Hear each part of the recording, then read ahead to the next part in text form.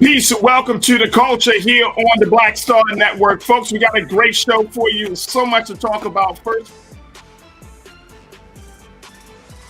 we're going to talk about the March for Black Lives, for Our Lives that happened all over the country this weekend. We'll check in with DC gun violence survivor, Rucon Brown, to talk to us about this latest effort. Also, 3:30, let's check in with Karen Marie to discuss how do you celebrate Juneteenth with pride. We'll have that conversation. At the 4 o'clock hour, folks, we're going to be checking in with Mayor Chokwe Lumumba, who serves as the mayor of Jackson, Mississippi, to talk about how Jackson is dealing with the gun violence there. And then later, the January 6th hearings happen. We're going to give you a sneak peek for those of you who may have not had the opportunity to watch it this morning, but trust and believe, we're debunking the myth of the big lie. Stay with us. It's all happening on today's edition of The Culture right here on the Black Star Network. Let's go.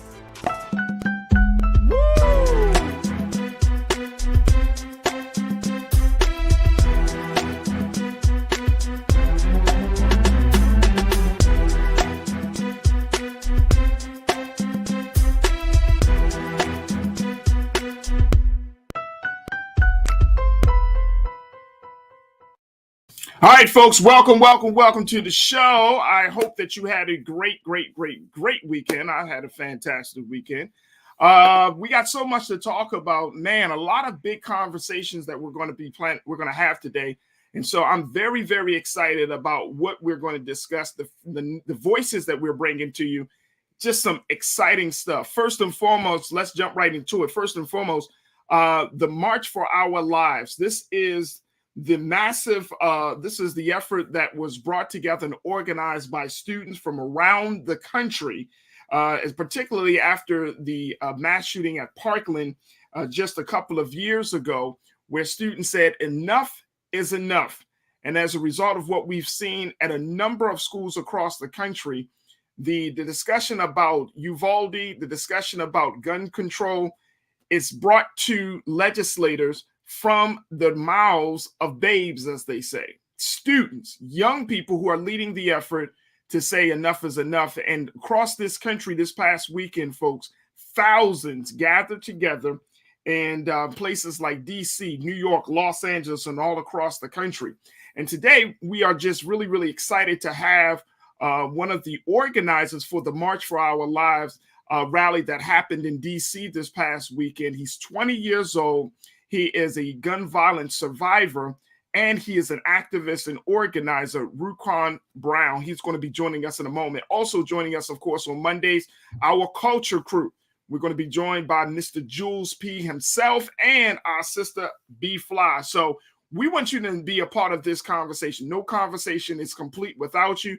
Make sure y'all tune in. Make sure y'all let your friends and family know. And most importantly, post your comments on our Instagram or on our Facebook and YouTube page, and let's hear what you have to say as we incorporate your thoughts into the discussion. So without further ado, we want to welcome Ruquan Brown, who is an activist and he is a survivor of gun violence, and he hails from D.C. Ruquan, thank you so much, brother, for joining us. How are you this afternoon? Yeah, hey, man, thank you for having me. I'm awesome. I'm excited to be here, excited to talk with you and with my people. Thank you. Absolutely, brother. Absolutely. In a moment, we're going to bring my man Jules P. and B. Fly into this.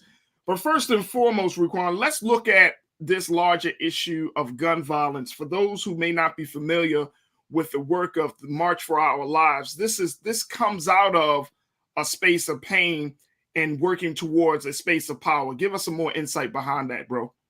Yeah, I mean, one of my classmates at Harvard, his name is David.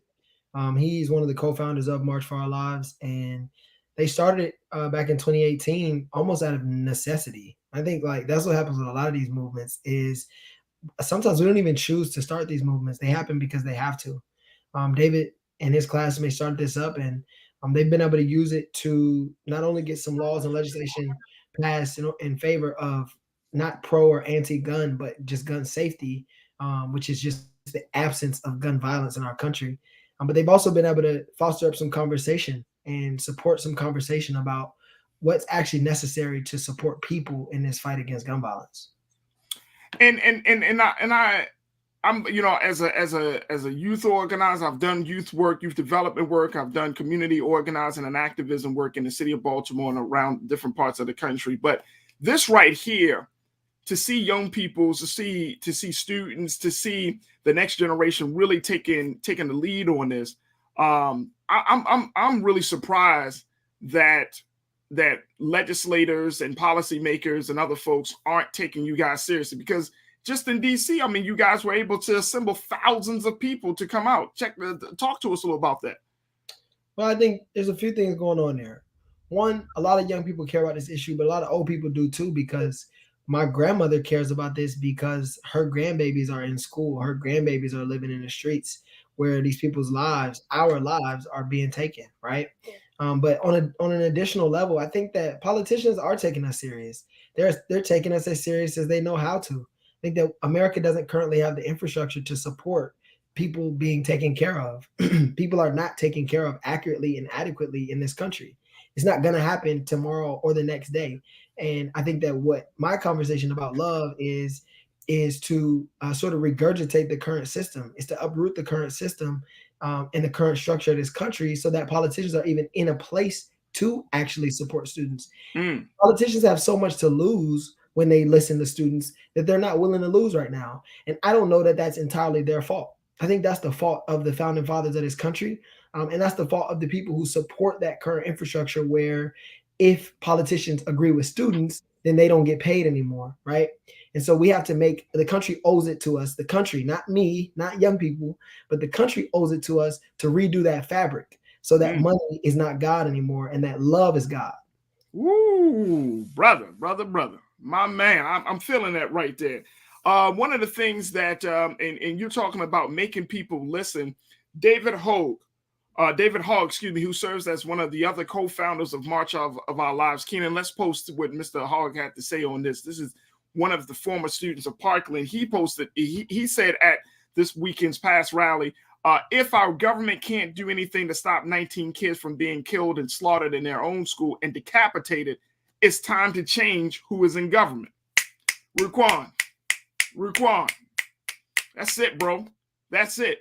And you got the, March for Our Lives got the numbers. Y'all creating the infrastructure as this thing continues to evolve. Talk to us a little bit about the efforts that you're personally involved in to get people to sign on to this idea of having either responsible gun control or to alleviate gun violence altogether. Well, I think responsible gun control and alleviating gun violence, that's the same exact thing. I think that it's American to divide things up and it be red or blue or pro or anti. But the reality is that we need to be less American, and insert love into our internal infrastructure, insert love into our own personal software. If you think of us as computers, I think that we need to download love, right? Because right now the language, the computer science that we're speaking is only causing more and more violence. And violence is an American concept. And it's not that it's only American, but it is a part of America. It's something that we're all too used to. It's something that we've accepted too much, right? Even Yeah. emotional violence. Emotional violence is an American norm. Black Mm. children are abused by our parents day in and day out, and it's looked at as normal. That violence to me is not any different than the gun violence that happens. So I'm not here to take people's guns or give them more guns. That's not my personal choice because I'm nobody's president or king. I am a king of myself, and I'm choosing to love people because with that, all of our people will be taken care of. And so I created my own company called Love One, which is about putting love first because I recognize that politicians have a really hard job, man. It's nearly impossible for politicians to love, but mostly politicians can't love because they don't make that choice in their personal lives before they ever get to work. Mm. Mm. So you saying, bro, that in order for you even be a public servant, then you have to go through this process.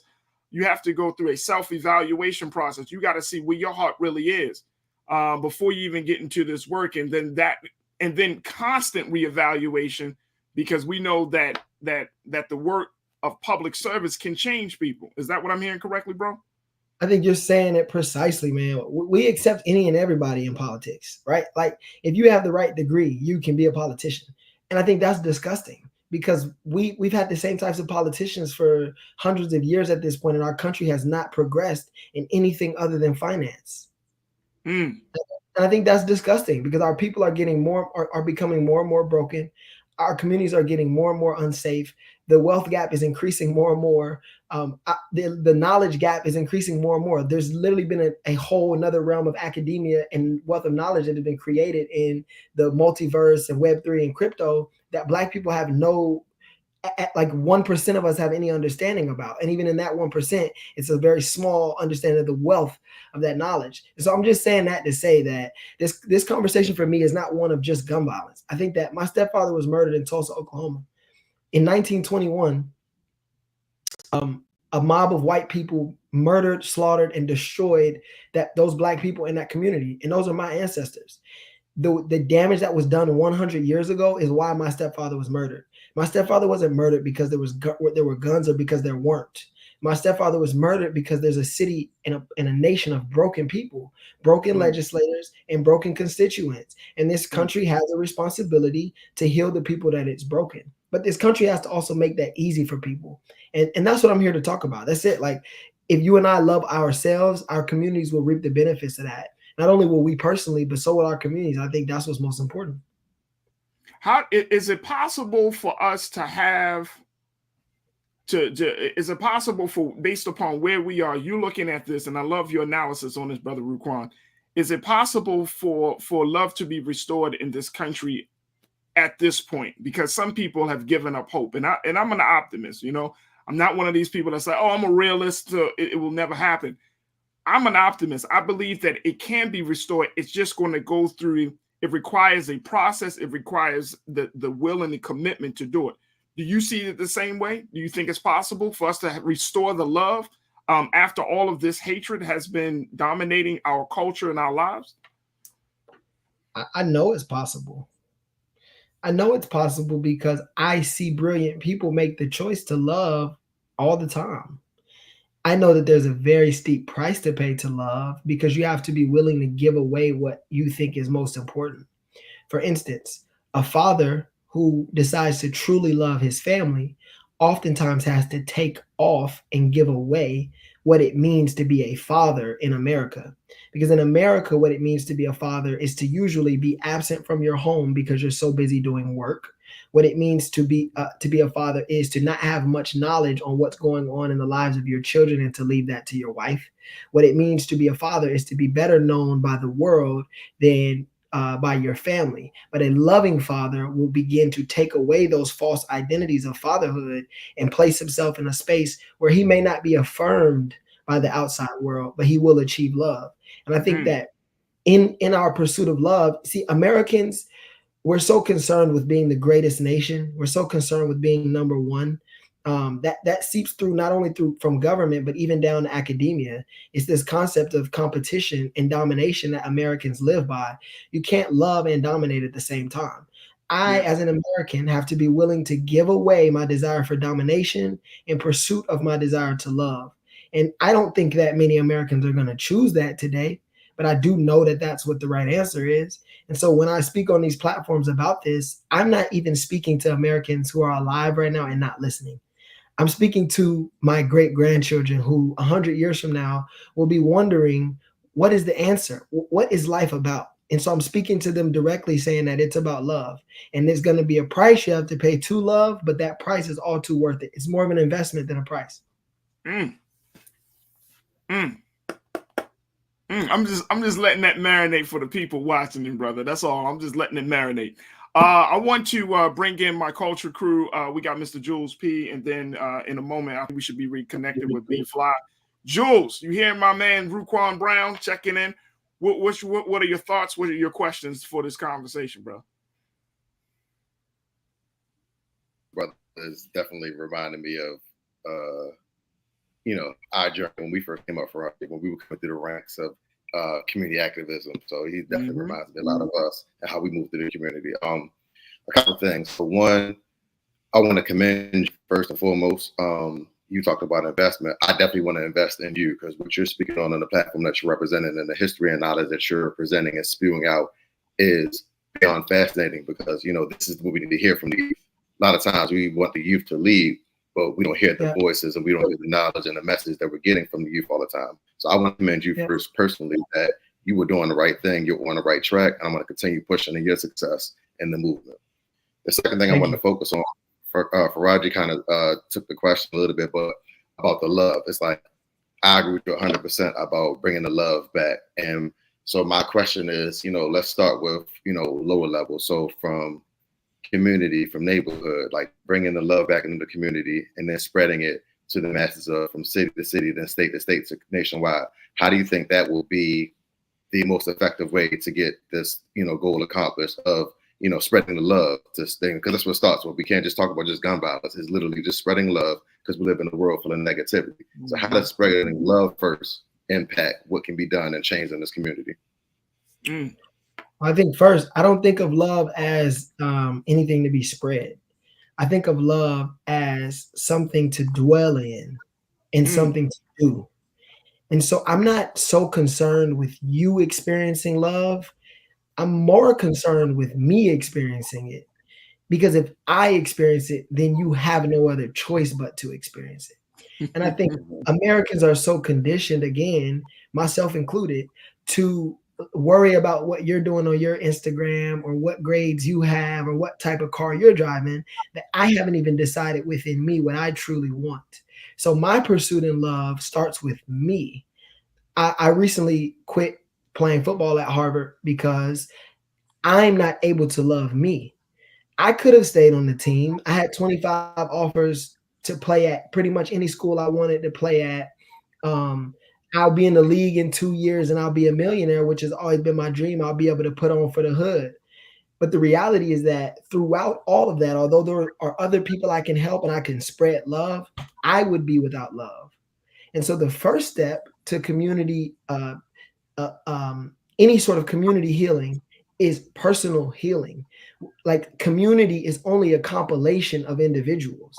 If you can't heal a community until you heal yourself.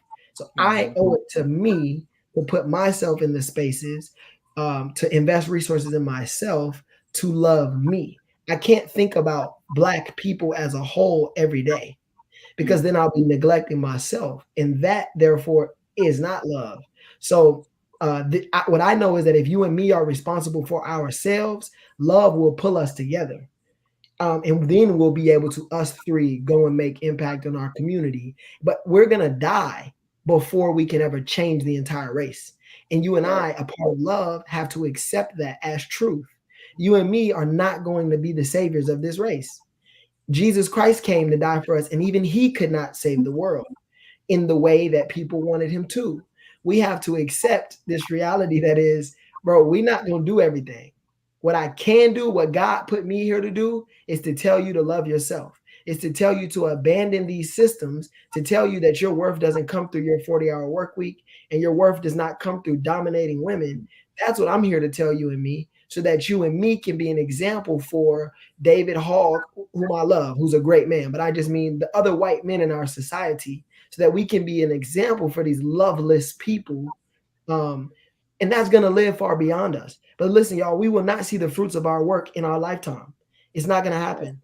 And that's okay. So whatever work you choose to do, make sure you enjoy it, because God did not call you to live a lifeless life. So I want you to enjoy your life, do things that you enjoy, do things that are fruitful for you and for the movement 1,000 years from today. Facts, man. I want to bring in B Fly. B is B with us right now. I want to bring in B Fly. Man, I'm just listening to my brother here, and I'm learning a lot. And I'm Jules and Ruquan. When I hear certain truths being spoken, I become like a student. Just humble myself and just like let me hear what the God and what the Creator what they want, what He wants me to hear from me. Because brother, what I'm hearing from you is a young brother of substance and understanding the deep journey. It reminds me of some of the writings that I've read of Dr. Martin Luther King, and when he gets into the understanding, getting to the essence and to the core of love, and understanding that's really where God works. Like everything that He does comes out of a space of love. It doesn't, even His dislike for His enemies or His dislike of ways comes out of a space of love. And so, when you said that the love that one has for his or herself, it will compel that. I felt that because at the end of the day, dear brother, that's how it's going to get. And I think, Brother Ruquan and Jules, I mean, if you want to talk to us about, that personal journey, because you're right, Ruquan, a lot of people, we look on the outside, and I know that without a shadow of doubt, brother, that is part of the reason why we're in this place of committing acts of violence against one another, because we have often been told to look outside of ourselves instead of taking the time to cultivate the inner self. Brother Ruquan, can you can speak to that, or Jules, you can speak to that, bro. Yeah, I mean, I think that the highest form of love is to lay your life down for your friend. And I think the highest form of lovelessness is to take your friend's life for yourself.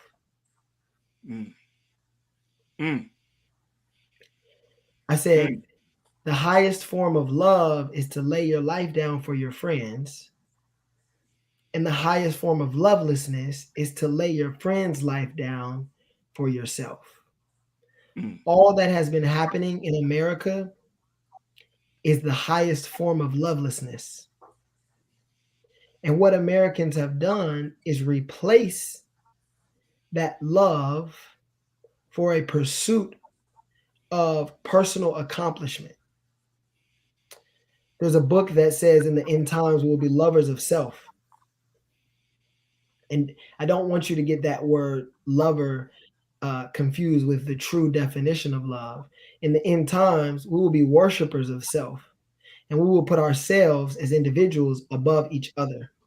We will be more concerned with being someone who has accomplished and achieved, one who has traveled and been adored, than making sure that our kids and the children of our friends can have lives full of love.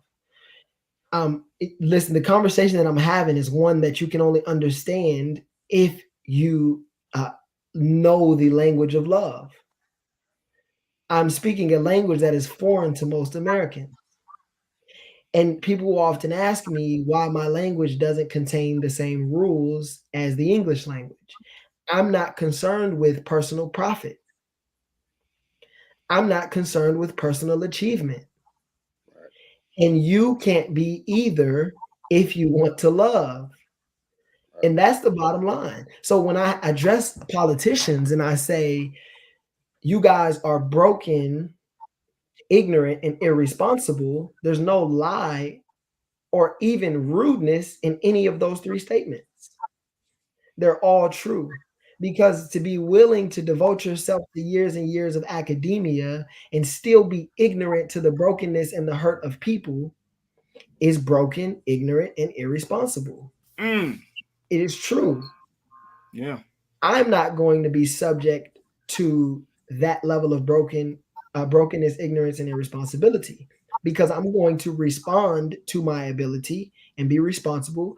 I'm going to respond to my ability to love, and I'm going to do that.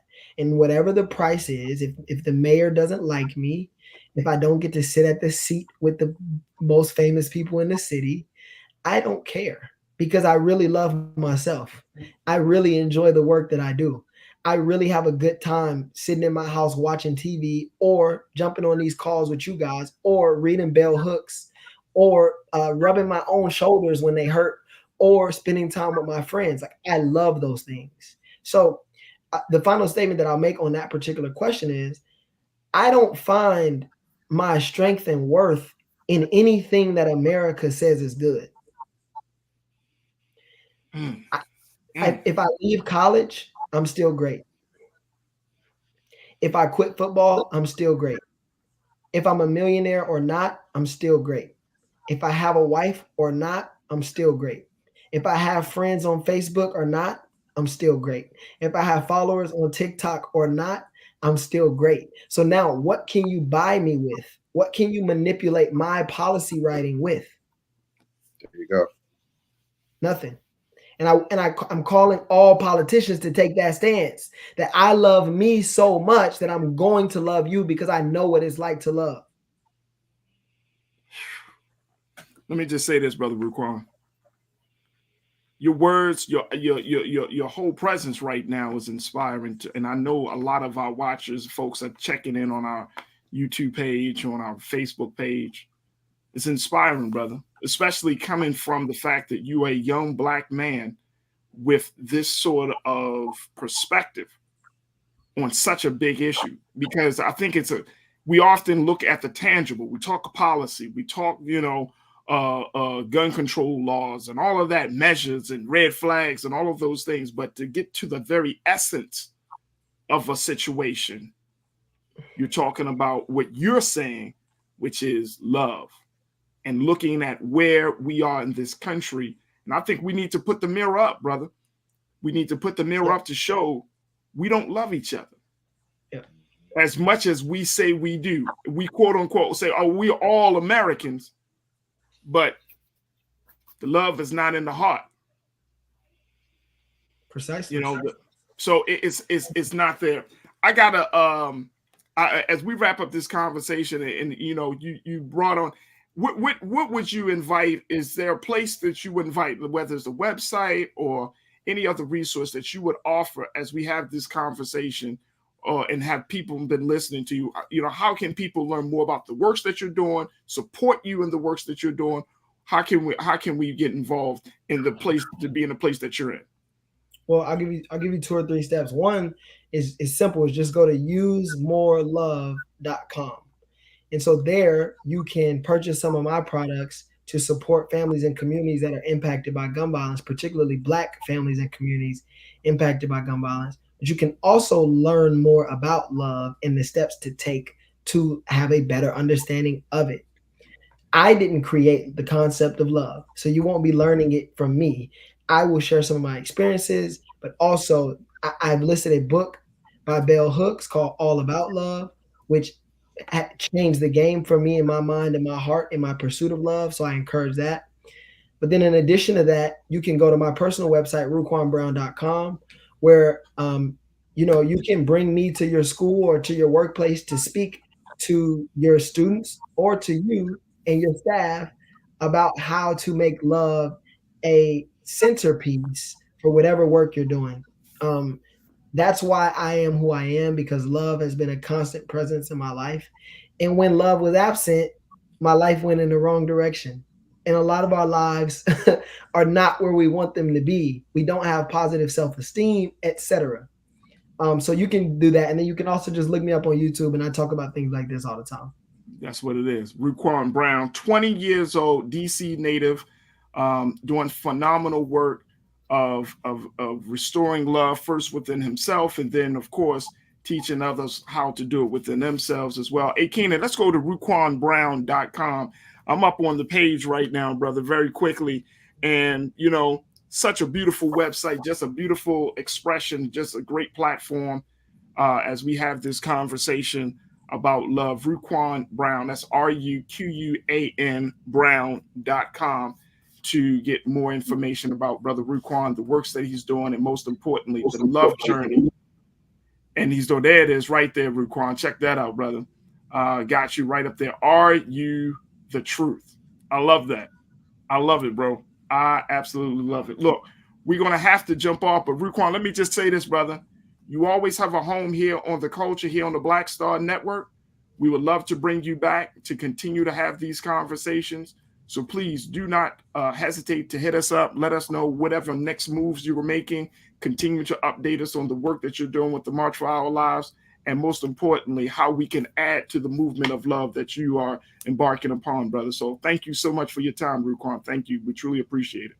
Absolutely. Thank you, guys. Bless it. Thank you, brother. Blessings. Yeah. Folks, we got to take a quick pause. When we come right back, let's check in with Karen Marie as we talk about how to celebrate Juneteenth and Pride together. Stay tuned for that conversation. We got that and a whole lot more in the second 30 of The Culture here on the Black Star Network. We'll be right back.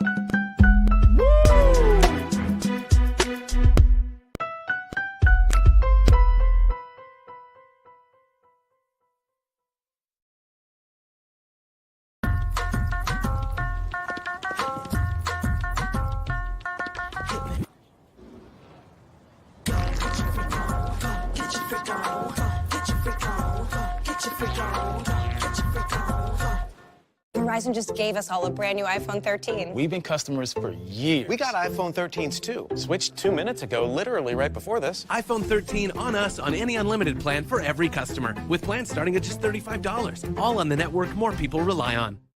Love our new Alexa. It's a Buick. Yeah, Alexa. Buick. Alexa. It's a Buick. It's an Alexa. It's a Buick. It's an Alexa. Coach, that's a Buick. That's an Alexa. The Buick Enclave with available Alexa built-in. Pull up a chair. Take your seat. The Black Tape. With me, Dr. Greg Carr, here on the Black Star Network. Every week, we'll take a deeper dive into the world we're living in. Join the conversation only on the Black Star Network. I'm Deborah Owens, America's Wealth Coach, and my new show, Get Wealthy, focuses on the things that your financial advisor and bank isn't telling you, but you absolutely need to know. So watch Get Wealthy on the Black Star Network.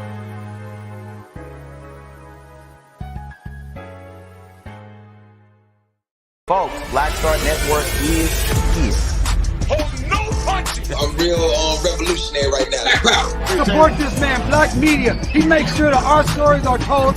Thank you for being the voice of Black America, Roland. I love y'all. All momentum we have now, we have to keep this going. The video looks phenomenal. See, there's a difference between Black Star Network and Black-owned media and something like CNN. You can't be Black-owned media and be scared. It's time to be smart. Bring your eyeballs home. You dig?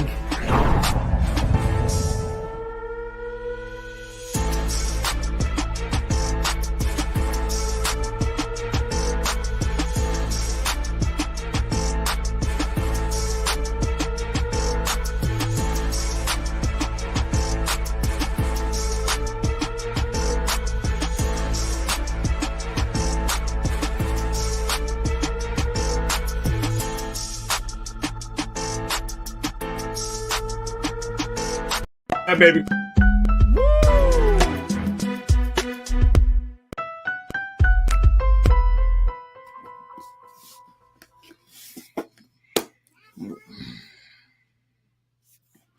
Folks, welcome back. Man, oh man, kicking off the show on a very strong start, and we want to continue the conversations here. I'm just very, very happy about our last guest, Ruquan Brown.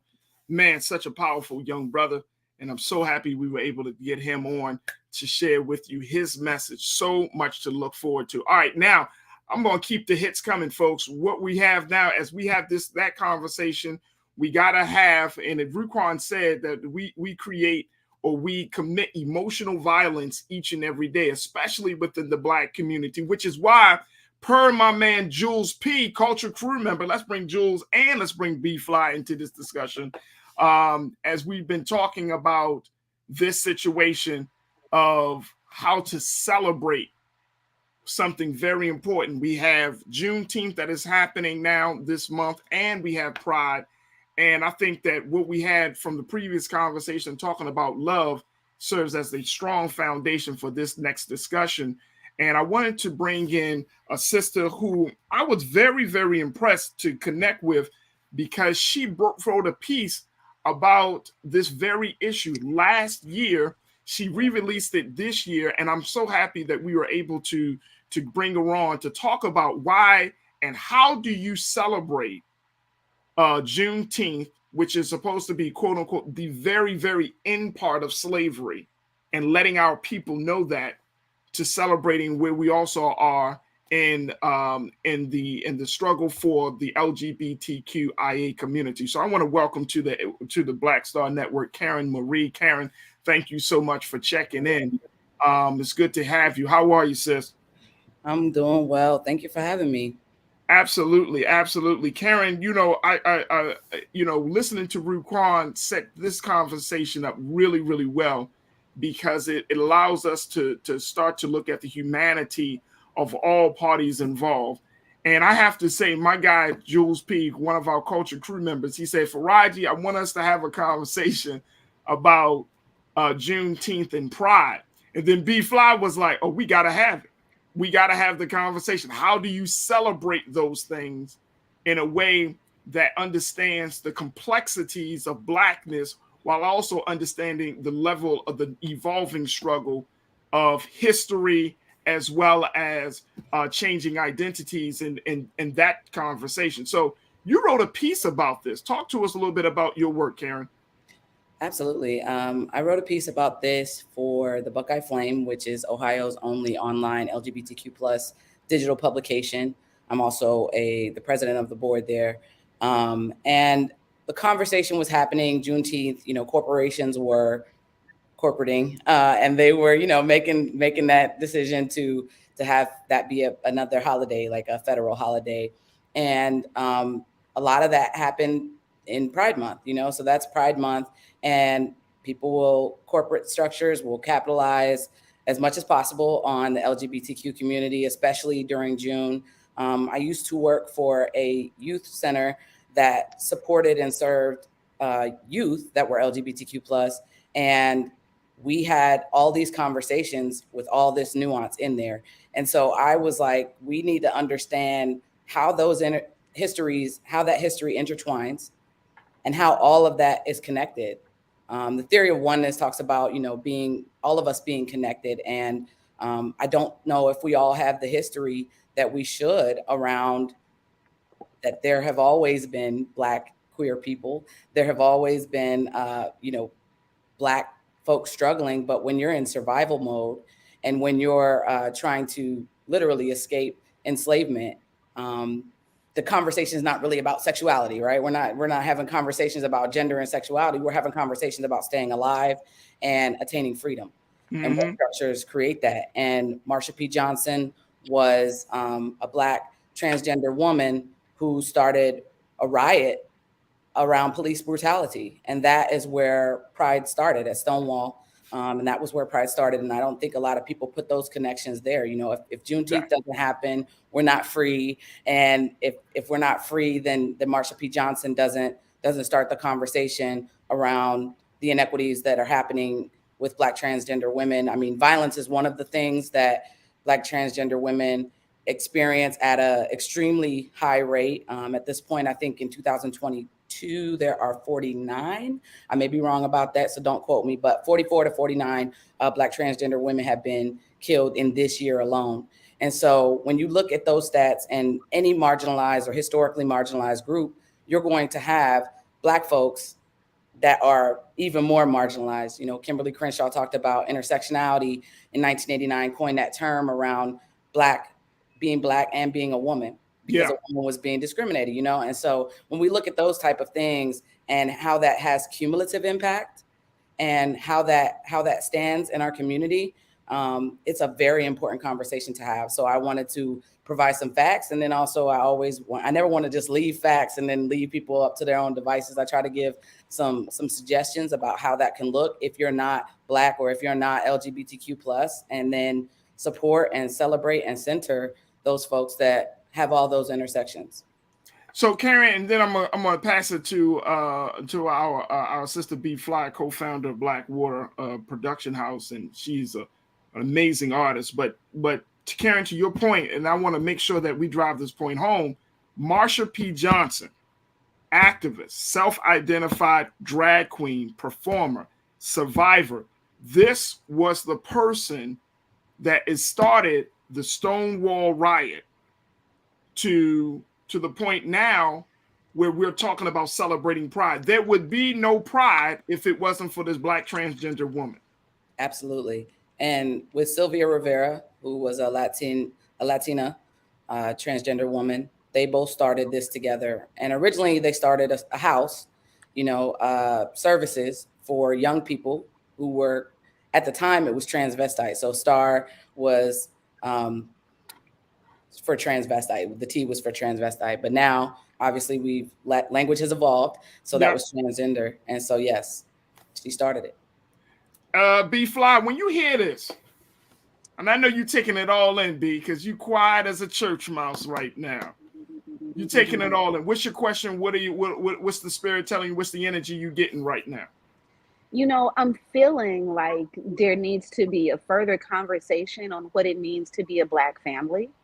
And this is a real, and I think couching it in Afrofuturism allows us to look beyond, like, into the future and kind of bring in elements of the past. And I believe within the heteronormative Black community, right, there is this opportunity for a broadening of our conversation around what does it really mean to be cousins, And so when we think about cousins and Blackness and Juneteenth and freedom, we have an opportunity to actually push forward the idea, like, unless we are sexually free, we aren't free.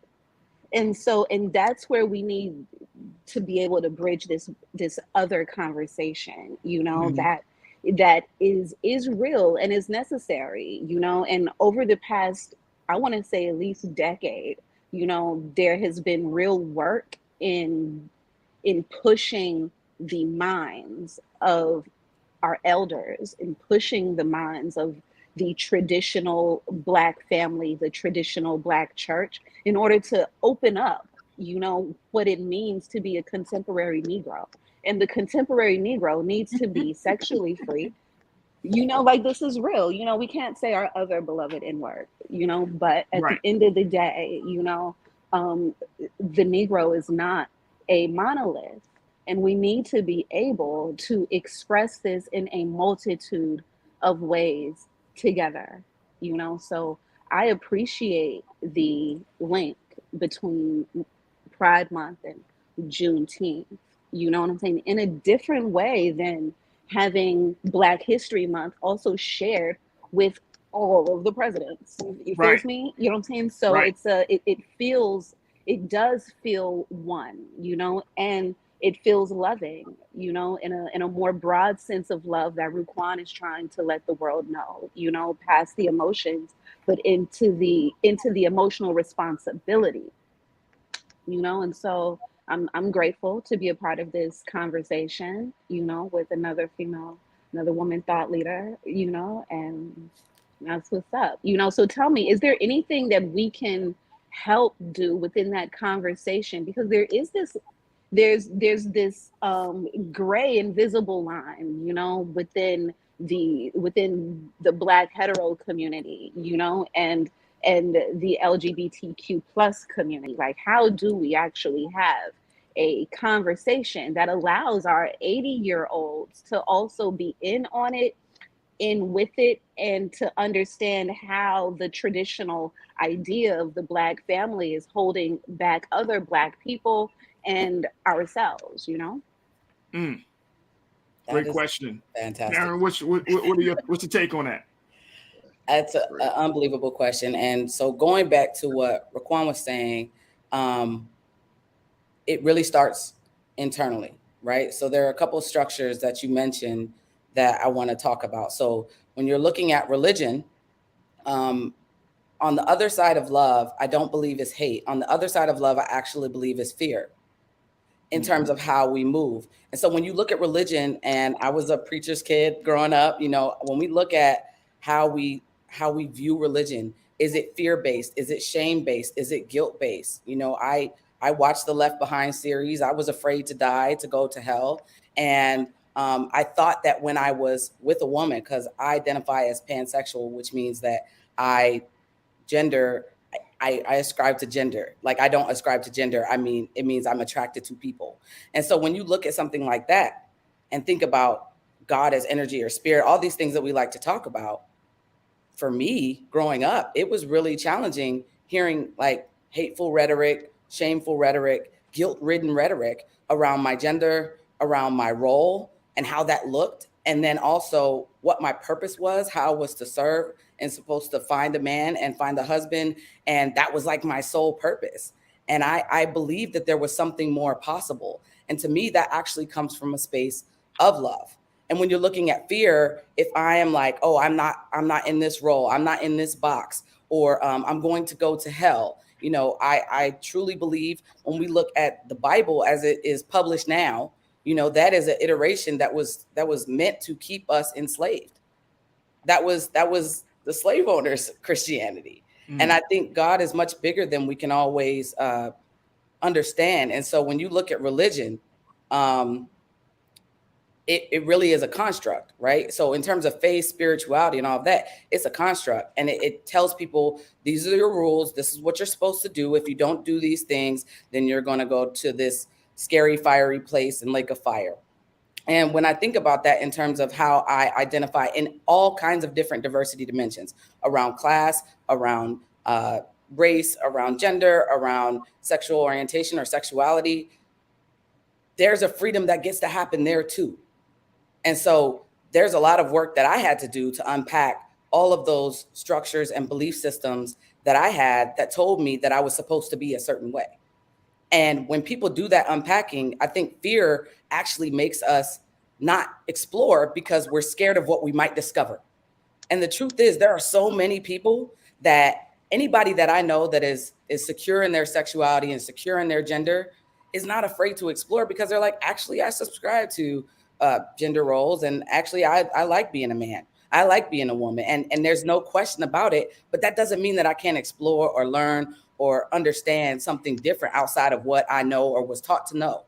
That's actual liberation in terms of education. That's what we talk about in terms of education. That's liberation, is to be able to see all these religions, to see all these ideologies, and to be able to look at them and say, you know what, I kind of align here and I mostly align here, and I'm going to live out in a certain way accordingly. And so to me, there's the religion piece. And then as far as the community and the Black family, a lot of our Black family constructs are based off of religion.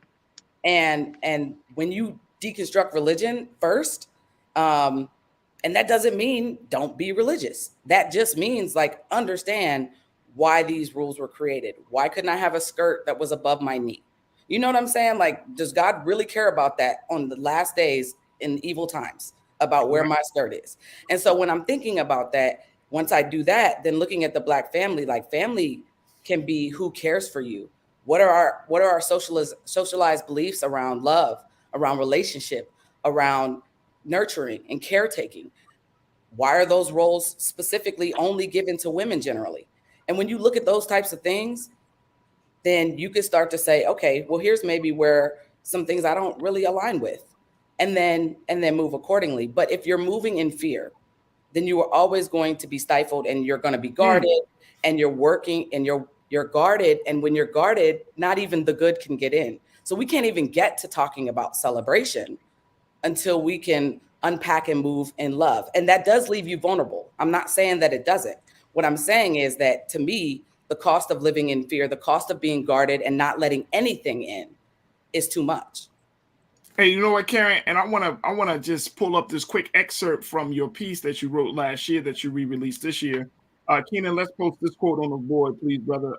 This came out of your piece. You said Americans are still just learning oral history and tradition passed down from actual enslaved Americans. Enslaved people were not encouraged to read or write, which makes curating history much more complicated. This is why we are just beginning to hear the stories of people whose ancestors were enslaved.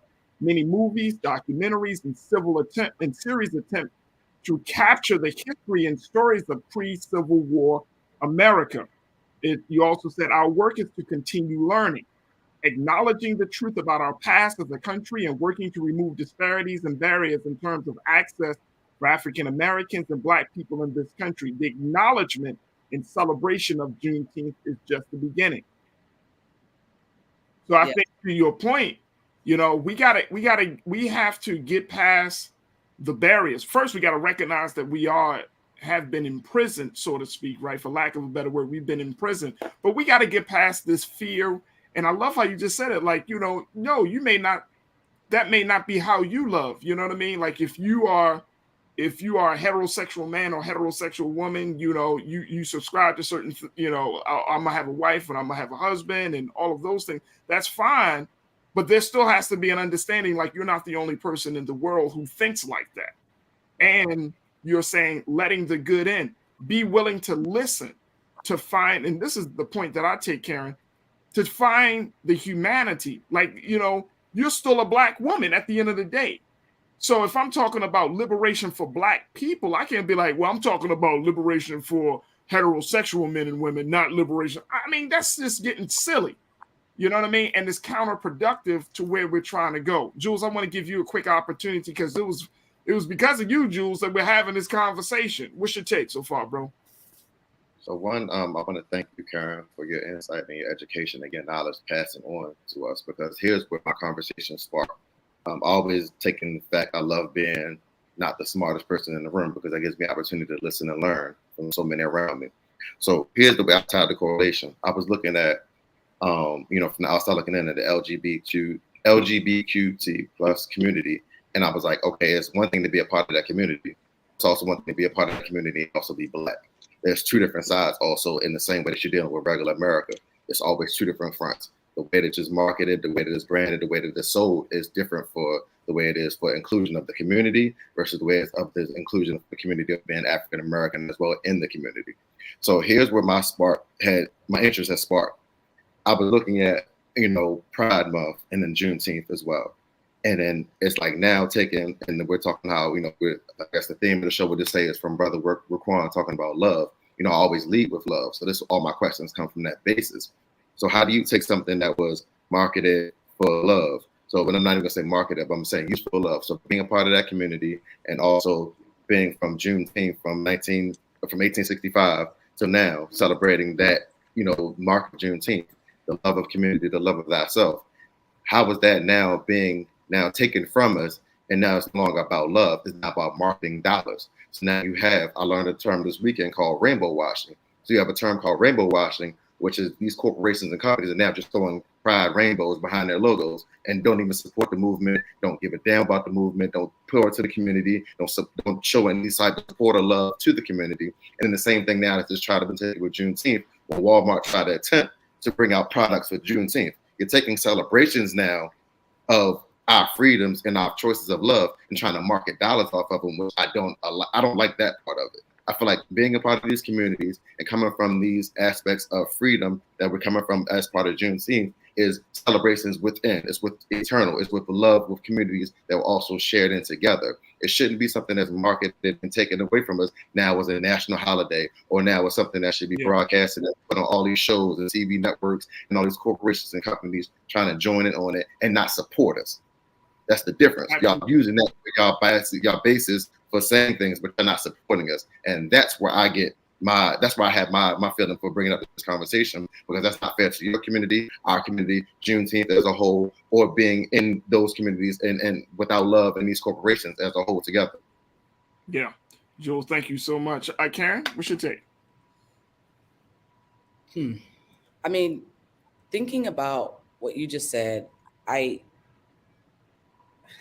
when we look at capitalism, when we look at corporatizing everything, and greed and money, Raquan talked about that, greed and money, if that's your fuel, if that's your come from, there's rarely curiosity. And so in this conversation, you can already tell there's curiosity here. There's a conversation, there's a willingness there. If we don't have that willingness to have a conversation, then it's pretty much a wash. But when you look at the capitalism piece, what I can tell you right now, based on Walmart and a lot of the memes you'll see, well, they didn't ask anybody. And that's the truth. They're not asking and centering, which we talk about centering Black folks a lot. The world, the nation, especially this nation, is always going to be more anti-Black than they are anti-LGBTQ. I do a lot of diversity trainings, and people are so happy to talk about pronouns, ask all these questions, and there's a genuine air of curiosity in the room. But let us start talking about inequities in the system around Black folks and access to power. It is still right now in this country, 4% of senior leadership, and that's not middle management. Senior leadership in corporations is 4% Black women, regardless of sexuality.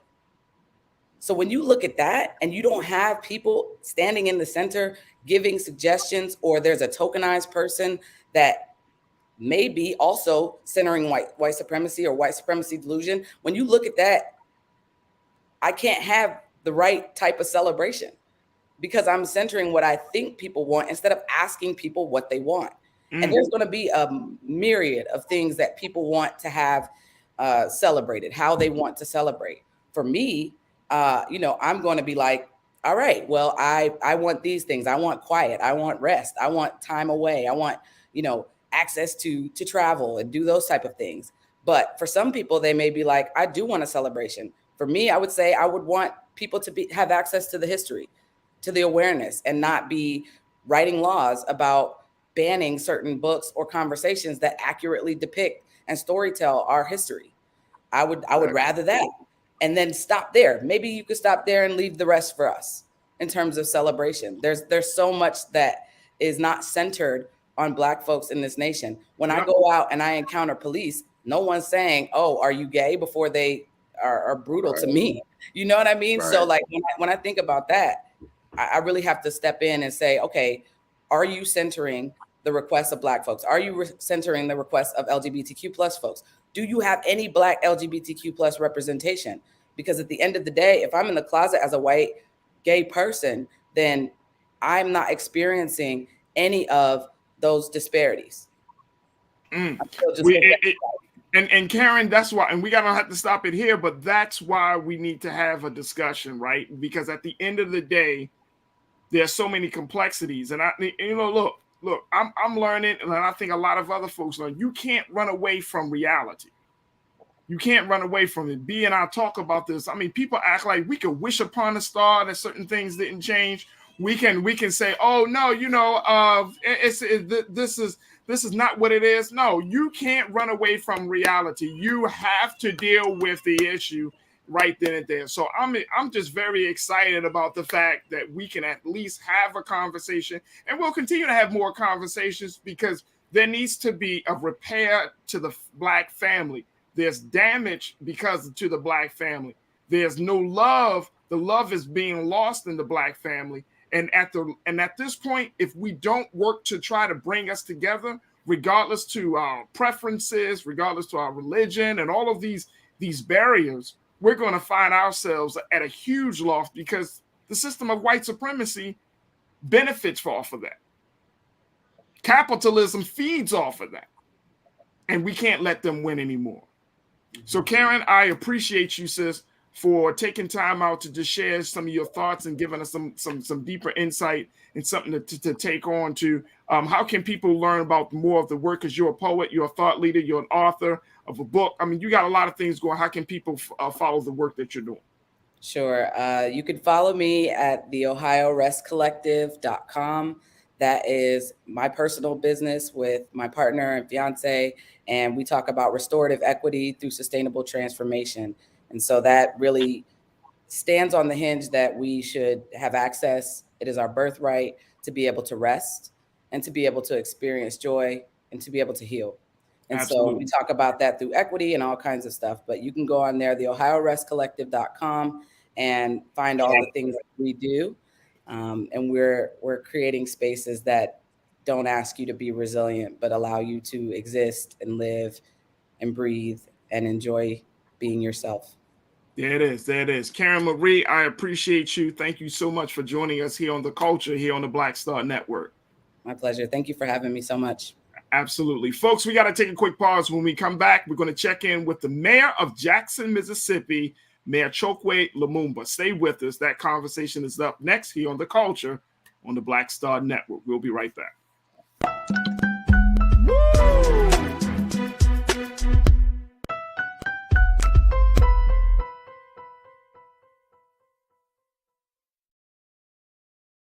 iPhone 13 on us for every customer. Current, new, everyone. To show the love. Don't you think it's time to get wealthy?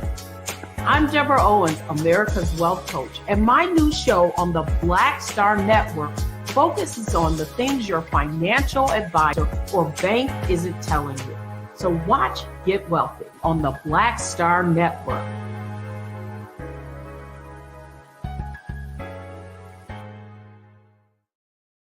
Hi, I'm Dr. Jackie Hood Martin, and I have a question for you. Ever feel as if your life is teetering and the weight and pressure of the world is consistently on your shoulders? Well, let me tell you, living a balanced life isn't easy. Join me each Tuesday on Black Star Network for A Balanced Life with Dr. Jackie.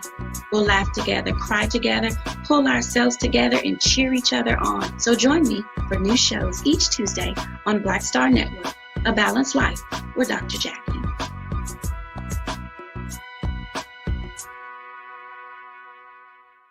Pull up a chair, take your seat.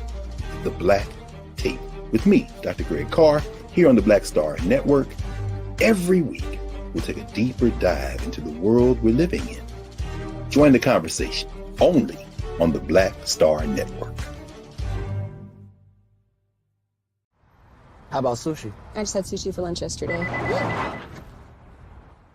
How about tacos? Automatic emergency braking, one of 6 advanced safety features standard on every 2022 Chevy Equinox. Find new technology. Find new roads. Chevrolet.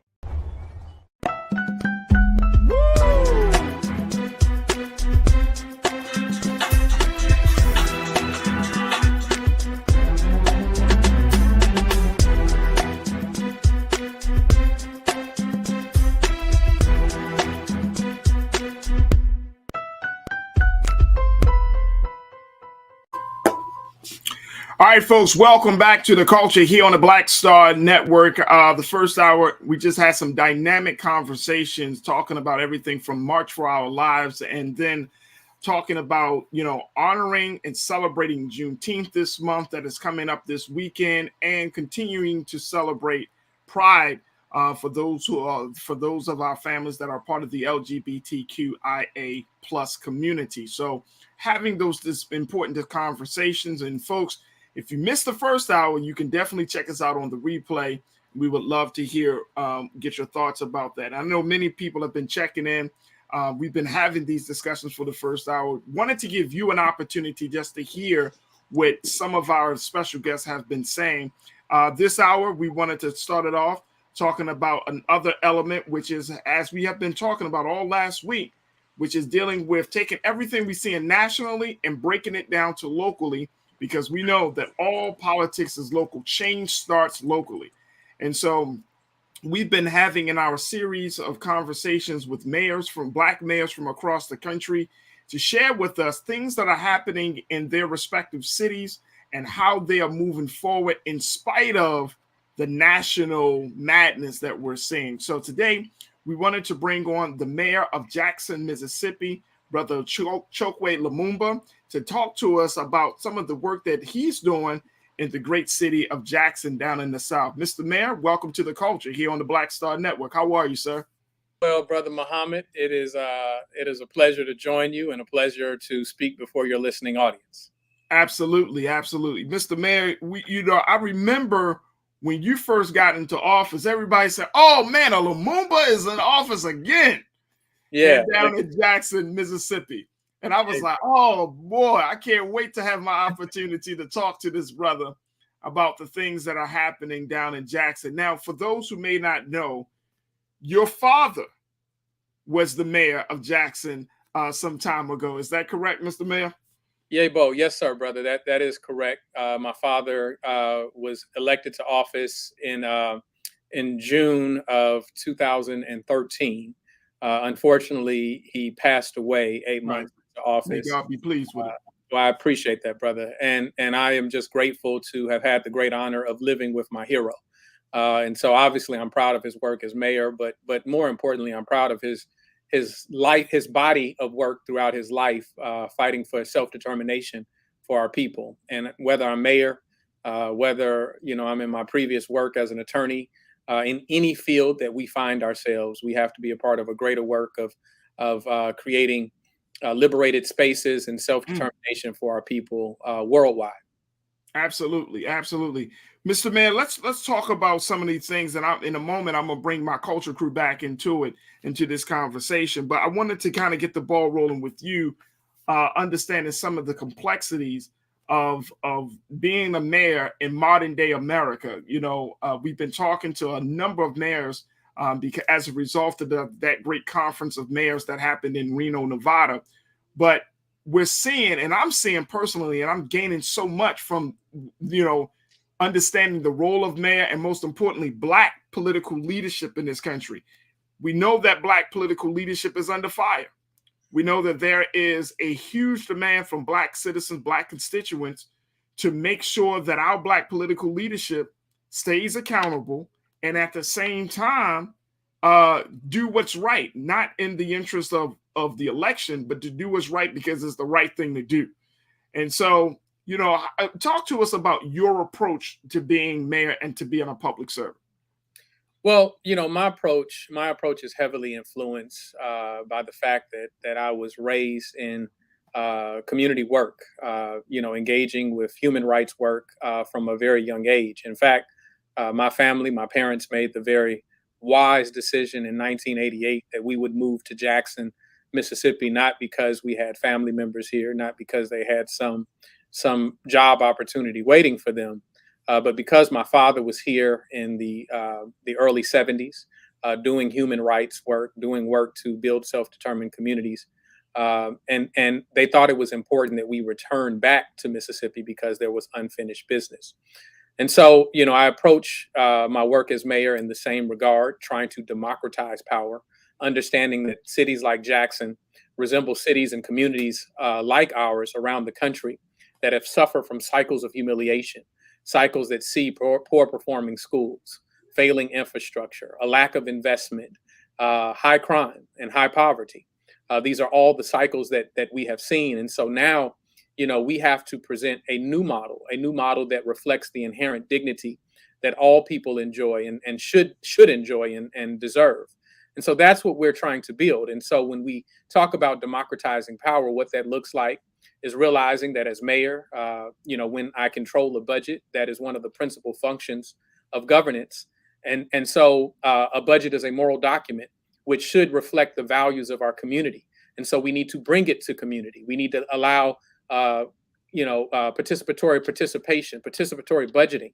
So our community has some say-so in that, that we have people's assemblies where we discuss important issues within our community, not only to inform community as to the things that we see from our position of election, but also to receive information back from the streets and to be held accountable You always have to be willing to be held accountable to make certain that you're doing the things that people have sent you in office to do.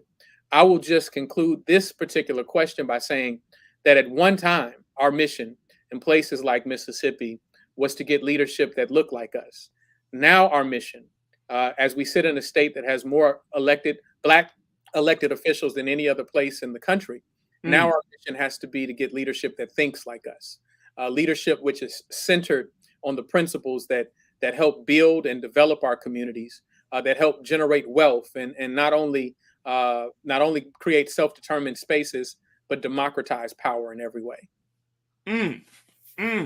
So it's basically talking about it's not just about representation, having our seat at the table. Now you're talking about taking public service to a whole new level, because now and I'm sure as you see, Mr. Mayor, we're dealing with systemic issues, ongoing systemic problems, and now we also are dealing with some new challenges right now facing the Black community. How hopeful should Black folks be in this country that Black leadership is going to deliver? Well, I will say this. I think back to many of the great organizers of throughout history. When we think about people in Mississippi like Fannie Lou Hamer or Medgar Evers, or nationally like Martin and Malcolm, like Marcus Garvey, the namesake of this network, or the Black Star Network. When we think about their great work, they have been tremendous contributors to our history. But I believe the greatest organizer of all time is oppression. And if utilized in the proper way, it could be the catalyst for organization, the catalyst for growth and development, and the ability to educate, motivate, and organize in areas that help uplift our people. I was in a conversation with a group of mayors some time ago, and the question came about, what is leading to the growing inequities in our country and in our world and amongst our communities? And, there were some valuable contributions coming through the room where many of the mayors were talking about issues of discrimination, pay equity gaps, other things like innovation versus workforce. And when the conversation arrived at my chair, I said, from where I sit, I don't see a system that has gone wrong. I think we're attacking this from the wrong premise. I see a system that is operating in the way in which it was always intended to. And if anything, it is overperforming. And so I think that we have to completely revolutionize the way we see electoral politics. I think we need to revolutionize the metrics by which we judge success and failure in our communities. It's not about GDP. It's not about stock market. It's not about all of these factors where they tell us time and time again that the economy is growing and we're making more money than ever before. Well, if the pie is getting larger in my communities, our slice isn't, right? Our slice of that pie is still the same. The need is still the same. And so how do we push through those barriers? And instead of looking at those metrics that don't have a proper reflection of what people are experiencing, how do we look at sustainable development goals? What is the quality of our education in our school systems? What is the access to fresh fruits and vegetables for our people? What is the sustainability and the equity in things like our infrastructure that we battle with each and every day in Jackson? And so that's what we have to push through. We have to know what questions to ask. We have to be at the table continuously. And when I say we have to be at the table, I'm not just talking about the elected officials that we put in the office. I'm talking about the community itself has to remain engaged and understand that it is our collective genius that will ultimately win at the end of the day. Awesome. I want to bring in my culture crew, Jules P, B Fly, into this conversation as we continue the discussion with Mayor Chokwe Lumumba, the mayor of Jackson, Mississippi. And before we get to them, I want to take Keena, let's post a couple of comments because folks are checking in, sharing their thoughts to what Mr. Mayor has already said. Turner family checked in. Turner family, good to hear from you. You posted, poverty and crime go hand in hand, but people do not want to talk about the facts. Not everyone will be able to have a job. It's not mathematically possible. Mr. Mayor, is it not mathematically possible? I mean, yes, poverty and crime go hand in hand. We already see those links. We know those conditions. But to get people to a productive place, Is that not possible? Yeah. Well, I'll say that both can be true at the same time. So first and foremost, I think that is a proper analysis that wherever you find high poverty, you traditionally find high crime and the ancillary effects of poverty and all of the lack that exists in those spaces. And when we talk about communities that have lower rates of violence, we don't normally associate, even though it is true, that where you have the higher average household income, you traditionally see lower rates of violence within those communities. But I think that we can build a new notion of how we begin to rescue ourselves. As the mayor of a city that is 85% Black, I am unapologetically supportive of Black business.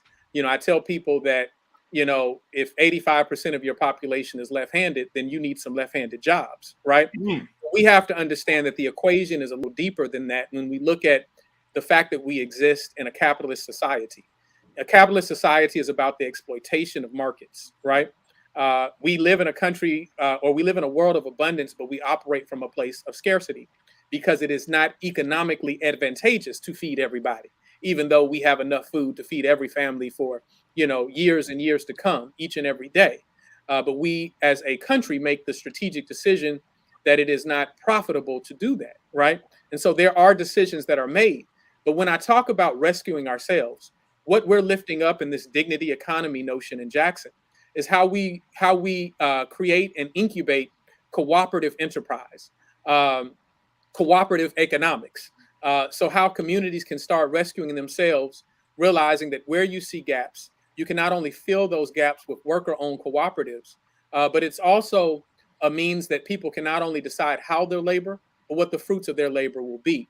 And it doesn't have to represent a substitution of all of the private development that you see within community, but it allows you to leverage your position. No longer just saying bring jobs to the businesses, the large corporate structures that we're used to. We have good people and they're willing to work. It's saying that, listen, if you don't come, we'll fill these gaps ourselves, borrowing on the legacy and the knowledge of people like Fannie Lou Hamer, who organized poor Black Mississippi farmers in the Mississippi Delta. And so we can borrow from that genius and build on it and create new opportunities and show that we are the cavalry that we've been waiting on. We are the cavalry. B Fly, what's your question for Mr. Mayor? Peace, Mayor Lumumba. Welcome. Peace, sister. Great talking to you. Yeah, I'm great. So listen, I'm realizing that we both are in historic Chitlin circuit cities. Listen, I'm a musician. I'm a performing musician. All right. And so when it comes to regenerating the Black wealth that is vast and that is ready in our entertainment sector, how is Mississippi, how is Jackson pouring into the musicians of Jackson who are a part of the economy, and historically Jackson has always been one of the, like, a blues capital. So who are your favorite Jackson, Mississippi artists musically right now, and what is Jackson doing to stimulate and to elevate the music community? Well, we've been very intentional and have even gone after several philanthropic dollars that have helped to lift up the music specifically, but the cultural scene of our city to support our artists, not only because we want to see their personal growth and development, but when we're trying to change culture, when we're trying to elevate the ideas and the concepts that we're trying to promote here in the city, we know that we not only have to do that in the space of the mayor's office, but we have to sing and paint and in the culinary aspect, push towards revolution or change in every regard. And so we have many great artists and gifted people that hail from Jackson, Mississippi. In fact, Mississippi, we call ourselves the birthplace of music. We've not only been influential in terms of blues, and jazz, we've had impact, in so many ways. I think about the history of people like Bobby Rush, Grammy award-winning Bobby Rush, a good friend of mine, who has impacted the world of blues in so many regards. I think about people like Dear Silas, a young brother whose music is not only uplifting, but his wordplay and his creativity, is to be admired. He's a good friend of mine, and even stretching beyond Jackson. And I can name several other artists and gifted comedians like Rita Brent, who's from Jackson and is making her imprint nationally. But throughout the state, I think about people like Big Crit, who, I've been on for many years. And so, I tell people that here in Mississippi, it's fertile ground. It's fertile ground in terms of, the creativity. It's something in the soil here that rises and lifts up all of these geniuses in creative ways. We punch above our weight when it comes to literary geniuses, not only the Margaret Walker Alexanders of the world, but Richard Wright, right? But you also have present day people like Kiersey Lehman and Angie Thomas, who wrote The Hate U Give. And so this is a place that, like I said, punches is above its weight in terms of all of the creative aspects that our world can be influenced. Absolutely. I want to go to Ariel. Let's bring up some comments because folks are checking in as we're talking to Mayor Chokwe Lumumba, the mayor of the great city of Jackson, Mississippi. Mike V checked in. Mike, always good to hear from you, bro. You said in Mississippi, 1 in 3 black men have access to broadband internet, and 1 in 3 black men can legally vote. How does the mayor plan to address black male disenfranchisement in this digital society? Mr. Mayor, ain't that the truth? Yeah. So with respect to, the digital divide and the lack of resources, long before COVID, we understood and knew that we had to make up ground. And so I will address both questions, but it was kind of wrapped into a number of things there. So with respect to the digital divide and access to those resources, what we did was we realized the city of Jackson actually owns the dark fiber in the ground. This was placed in the ground in an investment shortly after Katrina. But the city has never profited from it or never taken advantage of this resource. And so we did, what we did was we reached an agreement with a company called Cogent, which is a long haul provider of internet, so that we could obtain what is called an autonomous systems number. What that means is that the city of Jackson is positioning ourselves to no longer just be a purchaser of internet, but a provider of internet, and how we can do so equitably to deliver internet access throughout our city in every regard to the spaces that don't have it. I think that, the circumstances of the last 2 years being in a global pandemic have really heightened and illuminated, this challenge, and that it's no longer a convenience to have access to internet. It is a necessity in every regard, and so we have to lift that up. My work has been continuous and ongoing about dealing with the disenfranchisement of black men and black women, not only through the promotion of how we restore voting rights to black men and women, pushing the limits of the law as mayor and advocating for legislative change. It's not directly within my sphere of influence, to change many of those laws that charge our brothers and sisters with so many offenses that take away their voting rights. But that was my work and has always been my work, even in my previous practice of law here. And so I'm committed to that in every regard. I'm proud that my sister works with electoral justice projects, not only here in Jackson, Mississippi, but across the country. The people who work with Black Votes Matters, Cliff, and all of my brothers and sisters there, I'm closely connected with that work. Absolutely. Mr. Mayor, if we can, we just want to take about 10 more minutes of your time because folks have many more questions, but we got to take a quick pause. When we come back, more conversation with Mayor Chokwe Lumumba, the great mayor of Jackson, Mississippi. We got a culture crew, folks. Ilana, I got you. Valerie, I see you. McCall, I got you. We're going to get all your questions and your thoughts in, and let's continue to have the conversation about Black political leadership in this day and time. Stay with us, folks. That conversation and more is coming up for the final 30 of The Culture right here on the Black Star Network. We'll be right back.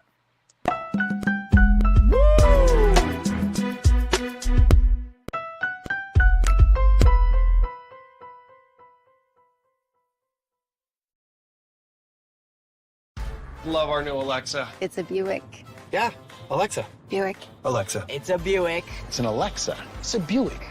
It's an Alexa. Coach, that's a Buick. That's an Alexa. The Buick Enclave with available Alexa built in. Pull up a chair. Take your seat. The Black Tape with me, Dr. Greg Carr, here on the Black Star Network. Every week, we'll take a deeper dive into the world we're living in. Join the conversation only on the Black Star Network. Verizon just gave us all a brand new iPhone 13. We've been customers for years. I thought new phones were for new customers. We got iPhone 13s too, switched to Verizon 2 minutes ago. Ours were busted, and we still got a shiny new one. Check it out.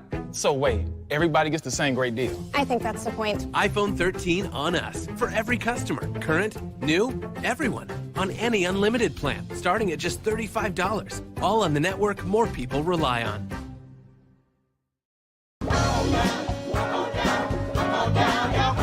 We welcome you to the launch of the Mass Poor People's Low Wage Assembly and Moral March on Washington, D.C., June 18, 2022. We are a new, unsettling force, and we are powerful. New, unsettling force, and we are here. We're rising up to demonstrate the compelling power that we, poor and low-income people, have to reconstruct society from the bottom up. And we need to do it with the loudest voices possible, the biggest actions possible. Because we know that there is no scarcity in this land. The only scarcity is the moral will to do what's right. Hold on, just a little while longer. We are those with sub-minimum wage jobs who can't afford sky-high rent. People with disabilities are the fastest growing minority group. It's crazy to me that in 2021, it's still legal for workplaces to pay a sub-minimum wage to people with disabilities. There are still so much trial and tribulations that we go through as Indigenous people.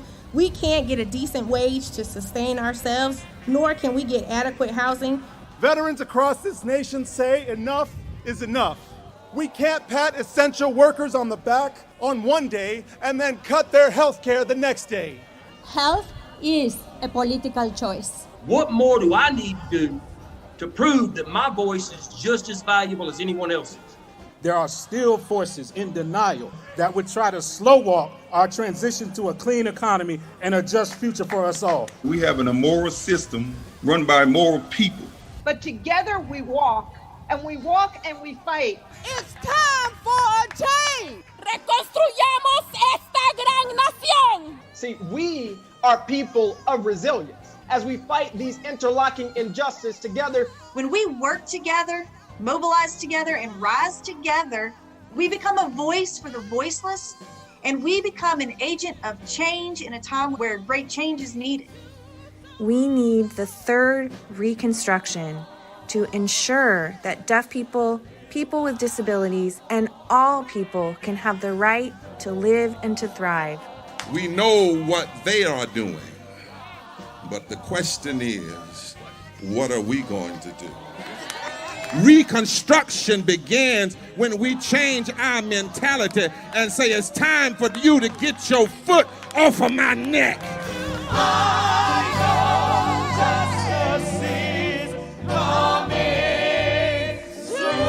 Who produces commercials? Go. Do you believe that of today?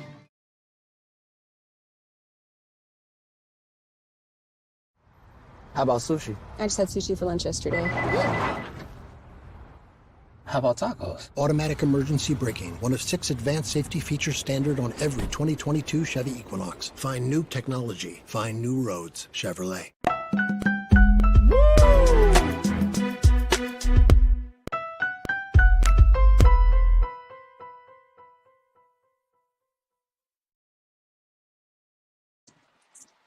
Folks, welcome back to the show. We have been having our conversation with Mayor Chokwe Lumumba, who serves as the mayor of the city of Jackson, Mississippi. We've been talking to Mr. Mayor about the state of Jackson, Mississippi, and some of the things that he's working on as we've been looking at Black political leadership in this country. We're also joined by our culture crew, Mr. Jules P. and B. Fly as well. And we want to hear more from you as we got questions that are going to be posed to the mayor about what he plans to do with various challenges and some of the big triumphs that he has had in Jackson, Mississippi. Mr. Mayor, again, we thank you for taking the time out your busy schedule to be with us this afternoon.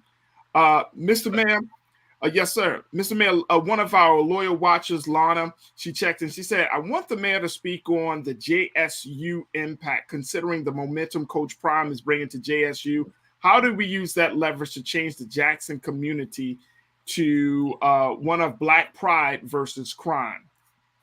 Well, I think that we have to be in control of our narrative. I think it's always a danger to be to have a single narrative about who your community is and what is the how things are reflected throughout your community. And so we're very proud of Jackson State. We're very proud of the work that Coach Prime and his entire team is doing. And when I say his team, I'm talking about athletic director and friend of mine, Ashley Robinson, on down. I think that the impact that it has, not only through economic development, not only through lifting up the power that our young Black athletes have, not only here in Jackson, but nationwide, is an important story to tell.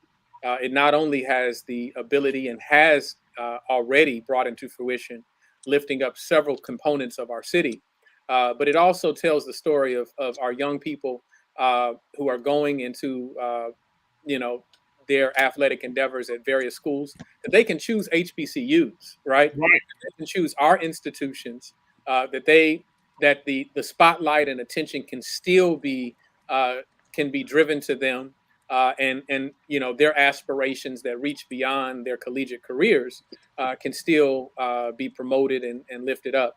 And so, it's a lot of excitement around the city. The games are packed.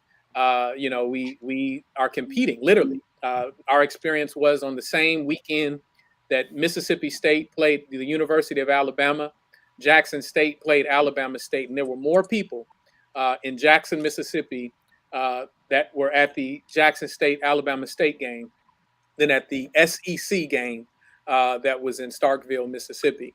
And the way that our people like to celebrate, we have just as many people in the stadium or outside of the stadium as we do inside the stadium.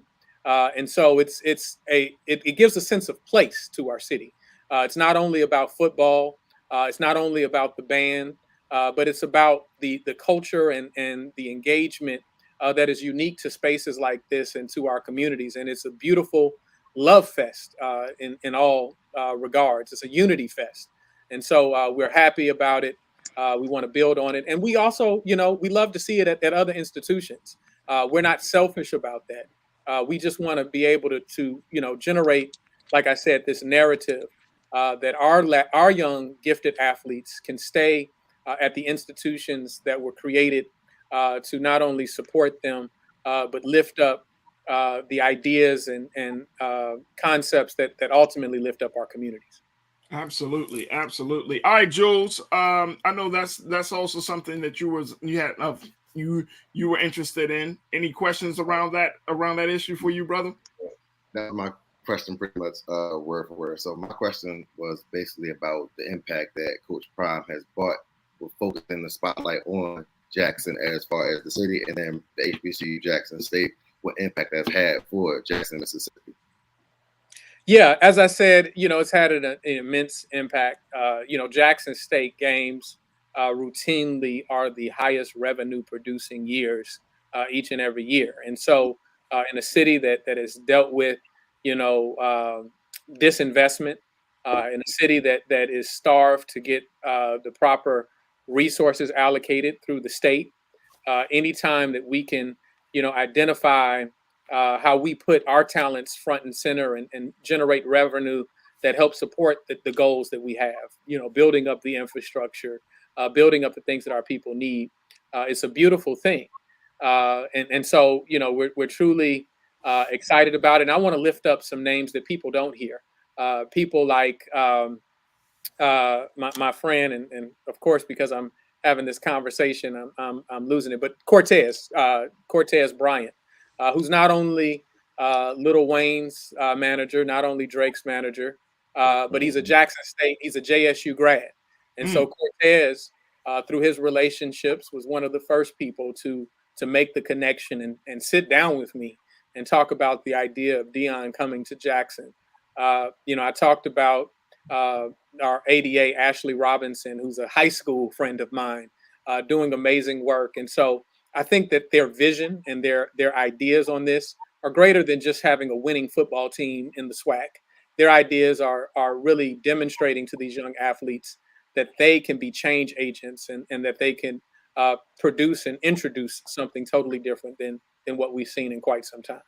Absolutely. Mr. Mayor, let's talk a little bit about your take around this issue of gun violence. That's another big conversation that's happening, of course, across the country in light of the Uvalde shooting and the one in Buffalo. You joined a number of current and former mayors across the country to not just honor those Americans who were shot and killed, but you're looking to push the effort around common sense gun reform. You stand with a nonprofit called Mayors Against Illegal Guns by declaring June 3rd, 2022 National Gun Violence Awareness Day. What's the best type of reform that we need to have around gun control or gun violence in this country? Well, I think that it requires a multifaceted approach. And let me begin by saying this. My support of gun reform or gun law reform is done so with a full circle view. I'm a person who believes not only in self-determination, but I believe in self-defense. I am a proud gun owner, so I'm not against guns. I know that historically, when we look at the legacy and work of institutions like the Black Panther organization, that we cannot ignore what gun ownership means primarily to the safety of our communities. But what we are seeing time and time again is guns fall in the hands of the limited judgment of youth, right? Guns fall in the hands of people who, don't have the mental capacity for one reason or another, and creating violent occurrences within our communities. And I think just as, I enjoy, we come to love our cars, right? But we don't love our cars without understanding that we need a license, right? That we had to take a test to get it, right? That we have to make sure that certain things are adhered to in terms of our operation of those vehicles. And so I don't think that it has to be this reductive analysis of, that in order to feel that people have a right to bear arms, that there can't be common sense regulation that keeps our communities safer. And so I think that, things like open carry in Mississippi are problematic, where, I knew at the start of the pandemic and even pushed the limits, looking into the state law of outlawing or restricting open carry in the middle of the pandemic. I was then sued by the state. I was sued by a number of people who did not live in Jackson, nor were concerned with what the impact would be in Jackson for people to be in the midst of the trauma of a pandemic, in the midst of a trauma of domestic circumstances, and at the same time brandishing weapons the entire time. And the result has been as catastrophic as I predicted it to be. And so I think that we have to center on a balanced discussion in our communities and nationally over how we balance not only our desire and need to protect ourselves and maintain lawful ownership, but also how we eliminate those threats that I just spoke of. Absolutely. And I read that about the unfortunate passing of some young people in your city, Mr. Mayor. If I'm, a 12-year-old was shot, and I believe a 5-year-old were shot as well. And a lot of it is at the hands of young people. Absolutely. And that is the sharpest increase in gun violence has been amongst our youngest residents. Somewhere between the age of 13 to 17 years old. As we have taken young people out of the institutions in which they thrive, we have left them with little instruction as to what they do, or little uh, guidance in any way. And so, I believe that every block is going to be organized by somebody. It's Yeah. either going to be organized by a positive force or a negative force. And so we have to be intentional around, being that force that influences them. And this issue, while I think that common sense regulation is needed, I'm not making it, I'm not painting a broad stroke and saying that that alone is going to create the safer condition.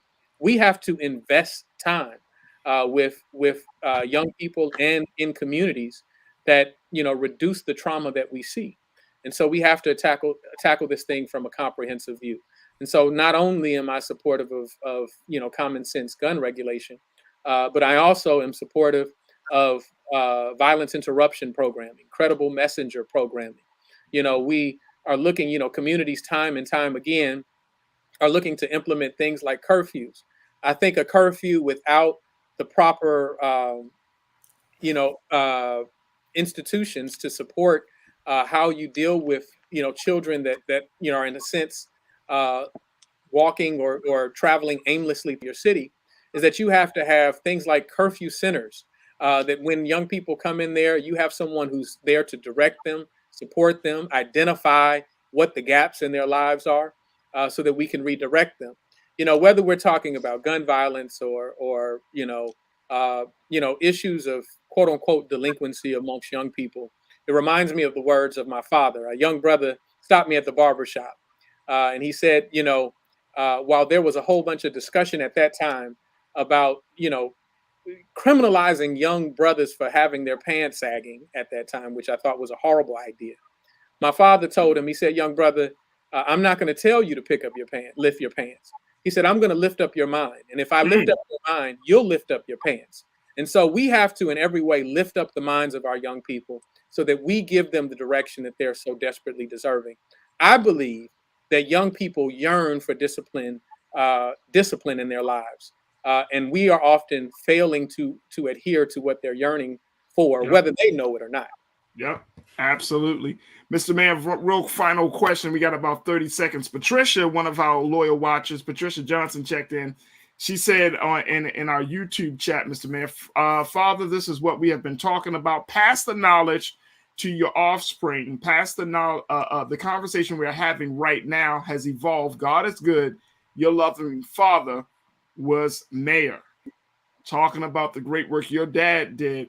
And then another one of our watchers, Mr. Mayor, brought it up about making sure that young people get involved in law, like you've gone down that path of being an attorney. If you can, in about 30 seconds, just share with us, that path, that journey that you took and how you got to the place that you got to at this point. Well, first and foremost, I want to say, Asante, thank you for the recognition of my father and from the sister. And what I will say is that, I so admired the work that my father did, that I wanted to be impactful on my community as well. I think often when we teach our young children to be, doctors or lawyers, we look at the monetary benefits of it, as opposed to looking at the contributions that they can make to our communities. And so, I would just say that I've held near and dear the words of Dr. Frantz Fanon, who was a philosopher. He was an author. He was a revolutionary, and he wrote a book called Wretched of the Earth. And in Wretched of the Earth, what he said was, each generation must discover its mission, fulfill it, or betray it. And so I'm grateful that my parents had the wisdom to understand that they not only needed to give me food, water, and shelter, but they needed to give me a sense of community and view the community as a family.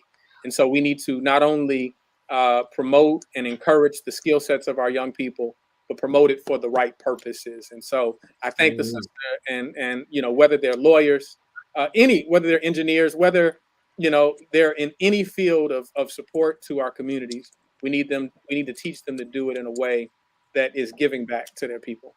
There it is right there. Mayor Chokwe Lumumba, thank you so much, Mr. Mayor, for your time and the extra time you spent with us here on the show. We truly appreciate it. And keep up the great work. And Mr. Mayor, you're making it sound like I got to make a trip down to Jackson sometime soon, sir. That was my point too. Y'all got to come and be a part of this movement. Mississippi is where the greatest concentration of your people are. So y'all, I'm waiting on y'all. Y'all have an invitation. Absolutely. Mr. Mayor, we appreciate you and thank you so much for checking in and being a part of the conversation here on The Culture on the Black Star Network, sir. All right. Free to land. Y'all take it easy. You too, brother. Folks, we got to take a quick pause. When we come back, Trends, Posts, and Doing the Most. Stay with us. It's The Culture right here on the Black Star Network. We'll be right back.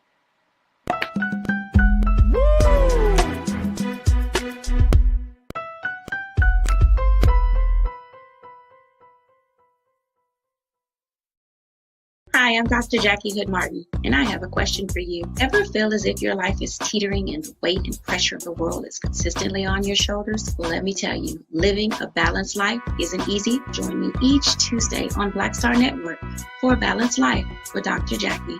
We'll laugh together, cry together, pull ourselves together, and cheer each other on. So join me for new shows each Tuesday on Black Star Network, A Balanced Life with Dr. Jackie.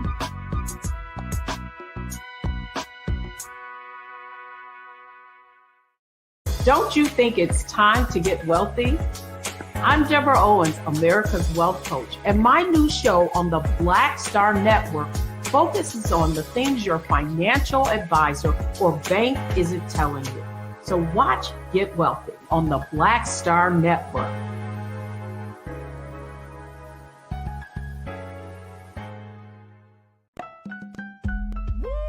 We're all impacted by the culture, whether we know it or not. From politics to music and entertainment, it's a huge part of our lives, and we're going to talk about it every day right here on The Culture with me, Farajii Muhammad, only on the Black Star Network.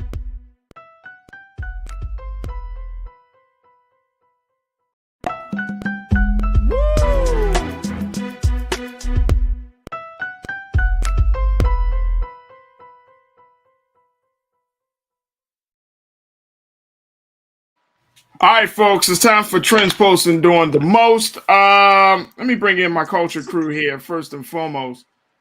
Let me first. First and foremost, we just finished talking to the mayor. Great conversation that we had. These jokers here. Let me just tell y'all behind the scenes very quickly. We talking, and so B-Fly's like, yo, we should do a field trip down in there. Down to Jackson, Mississippi. Because Jules talking about, I was going to ask the mayor what restaurants to go. Man, listen, there are things I need to see. Going to ask the mayor what restaurants to go to down in Jackson. I'm trying to go down there. Yo, we need a party bus. Right, like. And then B said, can we get a party bus and do a Chitlin circuit crawl? Have a white nonprofit pay for it. First thing, I ain't doing nothing with the word chitlin in it. That's just not my flavor right there. See, it's the historical context. You can't run from your roots. You can't run from your roots. I can. Farajii. Yes, no, you can't. Right, you just gotta spell it different. You just gotta spell it different. I know y'all said, you just told me I can't run from my roots. You want me to accept chitlin circuit? Listen, I'm just saying. Just saying the word circuit, it's offensive it represents to my art. my religion. But it represents art and entertainment of blackness in a safe way, and the economy, and come through. We get the green book, and we go. Look, man, you can't. I'm not dealing with you all the time. I'm not dealing with you right now. Look, let me just tell you. Y'all ready? No, I'm not doing it. This Shannon, I'm not dealing with you either right now with your breakdown of the word chitterlings. All right, so look, let me just show y'all which. All right, first and foremost, let me just say this. We're going to have a segment about the January 6th committee because they had their hearing today, but their hearing kicked off at 10 o'clock this morning. So this is what I'm saying. What I'm advise you to do. Go back to the replay here on Black Star Network and watch the hearing for Black Star here on Black Star. And then tomorrow we're going to have a fuller conversation about debunking the myth of the big lie. We're going to have that discussion tomorrow. So if you didn't see the hearing because it aired at 10 o'clock this morning, you were probably at work out and about doing your thing. Make sure y'all go back to the replay on Black Star. Tomorrow, we're going to talk about it. All right, real quick. Here's the big thing. One is Sha'Carri Richardson. Keenan, Ariel, let's pull up Sha'Carri Richardson. Guess what she did, y'all? Boom! Smoked them. Smoked them. Smoked them. Back, baby. Smoked them. You watched it? She smoked them girls. She smoked them. She smoked them. Sha'Carri that's Richardson my girl. won. I love her. I don't know. Wait a minute. I feel bad now for pumping this up because, like, because I'm like, y'all been wrong to Sha'Carri. I mean, people been going hard on Sha'Carri. Y'all been wrong. Y'all owe her apologies. She wins the women's 200 meter at the NYC Grand Prix, and it was a big win for Sha'Carri Richardson. She's been hitting it. She's been coming in last and doing all types of stuff, not qualifying, you know. So very quickly, Sha'Carri gets a win in. You think this is going to be the beginning of another chapter of her life? Like she's going to get back into that winner's circle? No, but I am excited to see her new wardrobe. No. Sorry. No, but I want to see more from Sha'Carri. Like I'm ready to see like her talk show.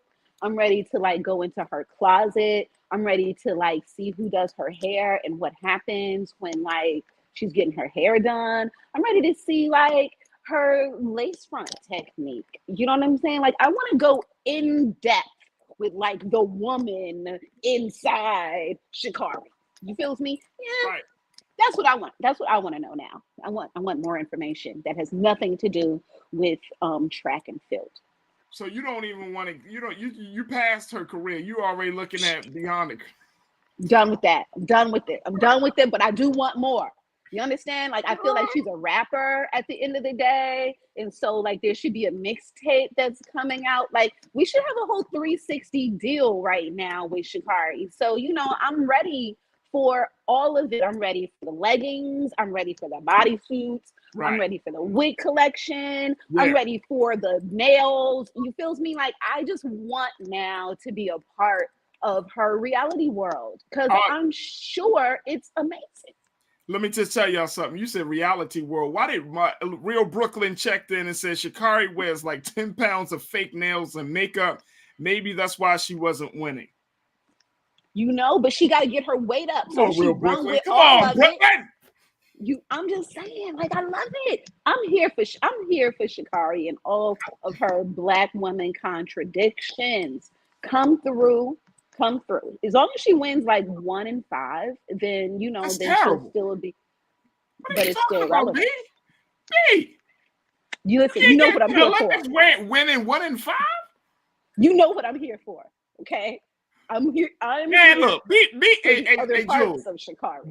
B wants to direct Sha'Carri Richardson biopic. She already in the biopic phase of her career. Listen, I feel she's a full 360 deal. Let's go, Jules. Bring me Sha'Carri. I can do things with her. Minor setback, major comeback. She about to start smoking them again. So? I'm all for it. Literally. You think she stopped smoking? You picked up what I put down, didn't you? You picked up what I put down. He ain't ready. He ain't know. You got it? Okay. All right. Just want to make sure you caught it. Okay. All right.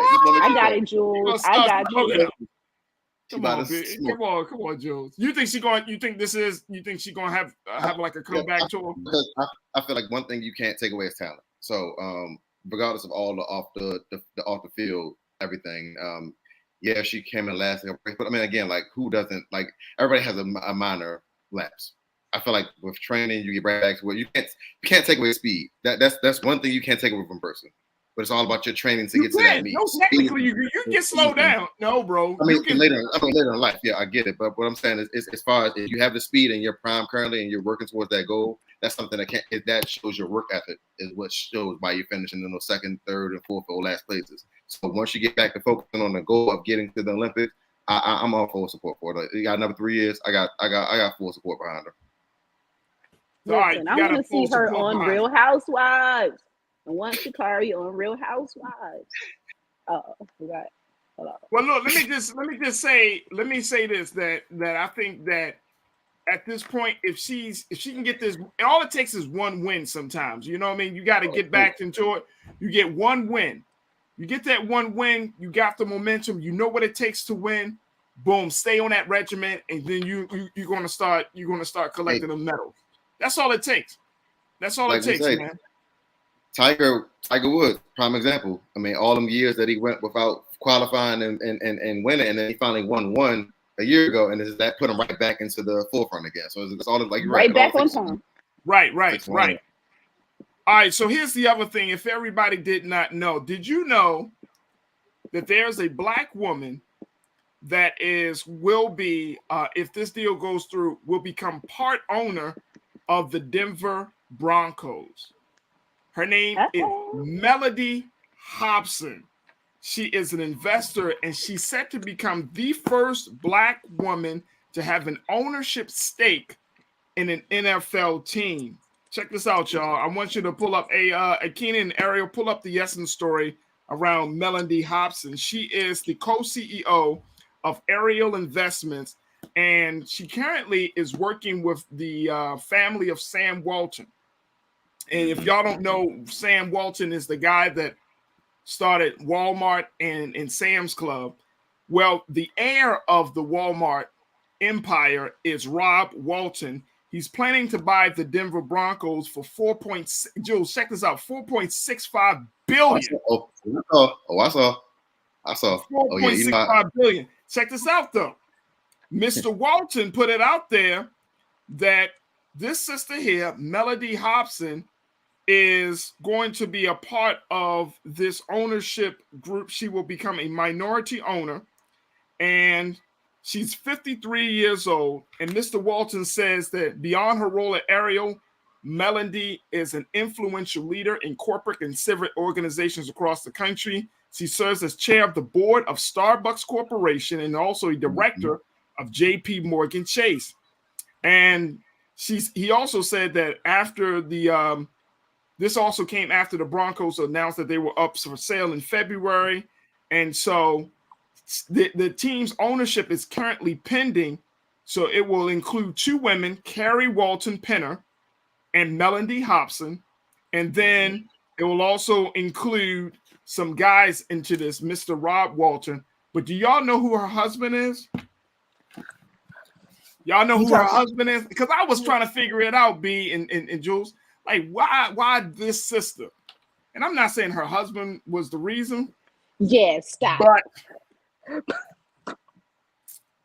But her husband is the man that created Star Wars, Mr. George Lucas. Yes, I saw that. Now, are they still married, though? Yes. They are still married? They got a daughter. They live in California. Yes, Lord. That's George Lucas's wife. Yes, Lord. Saw that. Yes, I was following that story 2 days ago when they released this. I was following that. That's major. That's big, right?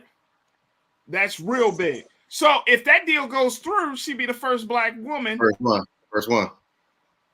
Now we ain't see this. Right I don't think that we had no. And I'm bringing it up because if the deal goes through, y'all can't say. I mean, Essence and a couple other publications, USA Today. But I'm saying I don't know if black media really have seen this, and I don't know if this is depending on who you are. You might see this not as a win for black women or what. Mocha Mima, I see you. Hey, Mocha, you said they got that long bread. Listen, she did not. Long bread. Listen, there we go. There it is. She would be the technically second minority owner because Shad Khan of the Jaguars is technically a minority owner. Right, but she's first black woman. Black woman. Yep, she'd be the first black woman. Black woman. Long. Also, I love it. But She real on quick, her Farajii, own I was celebrating. Before we get out of there, while we're celebrating Black women, can we say shouts out to Jennifer Hudson for becoming an EGOT? EGOT. Yeah, shout out to Jennifer Hudson. Right. Hey, Jules, tell us what an EGOT is. Emmy, Grammy, Oscar, Tony. She got 4 of them joints. 4 of them got hit all 4 categories. Emmy, Grammy, Oscar, Tony. Hey, B, real quick. I know we wrapping up. As an artist to hit all 4 to become an EGOT, how major is that? Listen, she's 40.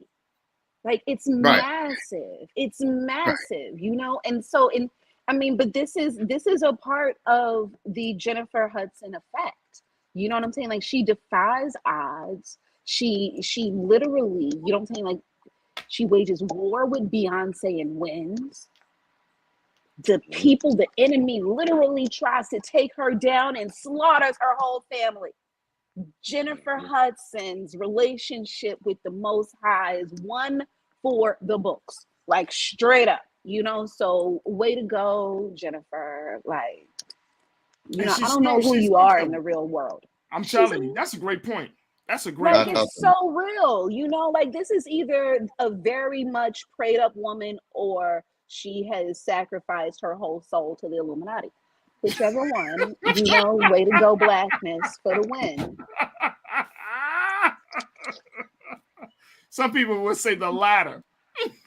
Listen, I'm like, no, she Illuminati.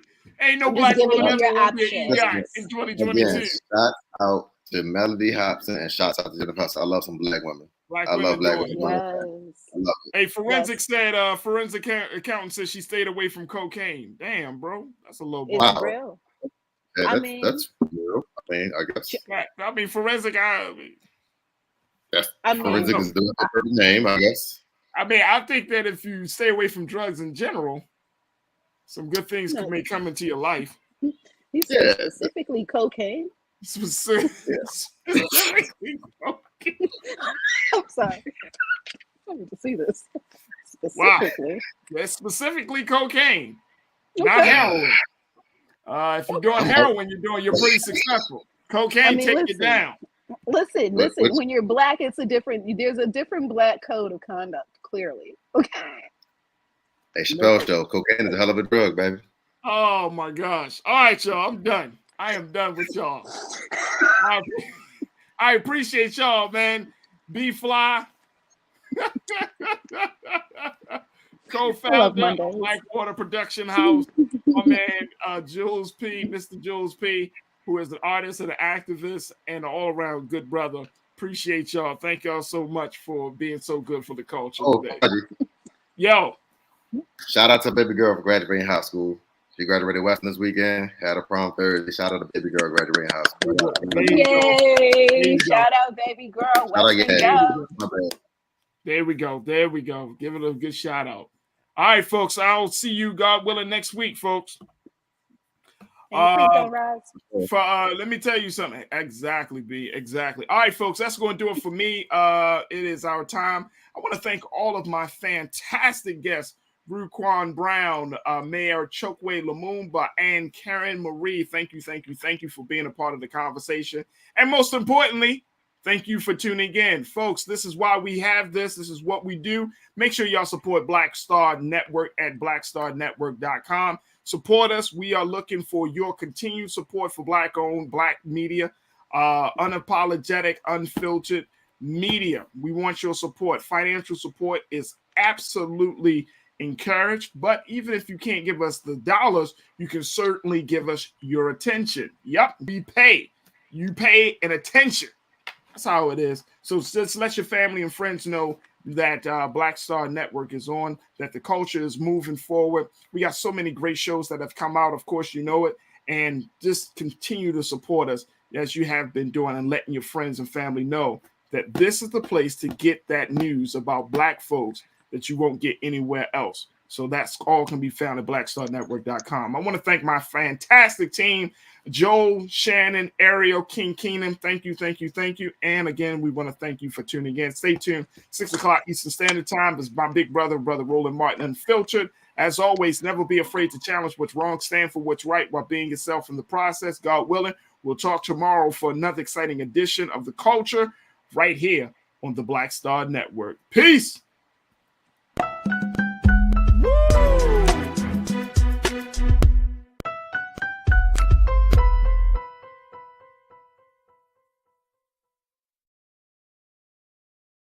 iPhone 13 on us for every customer. Current, new, everyone. To show the love. How about sushi? I just had sushi for lunch yesterday. How about tacos? Automatic emergency braking, one of 6 advanced safety features standard on every 2022 Chevy Equinox. Find new technology. Find new roads. Chevrolet.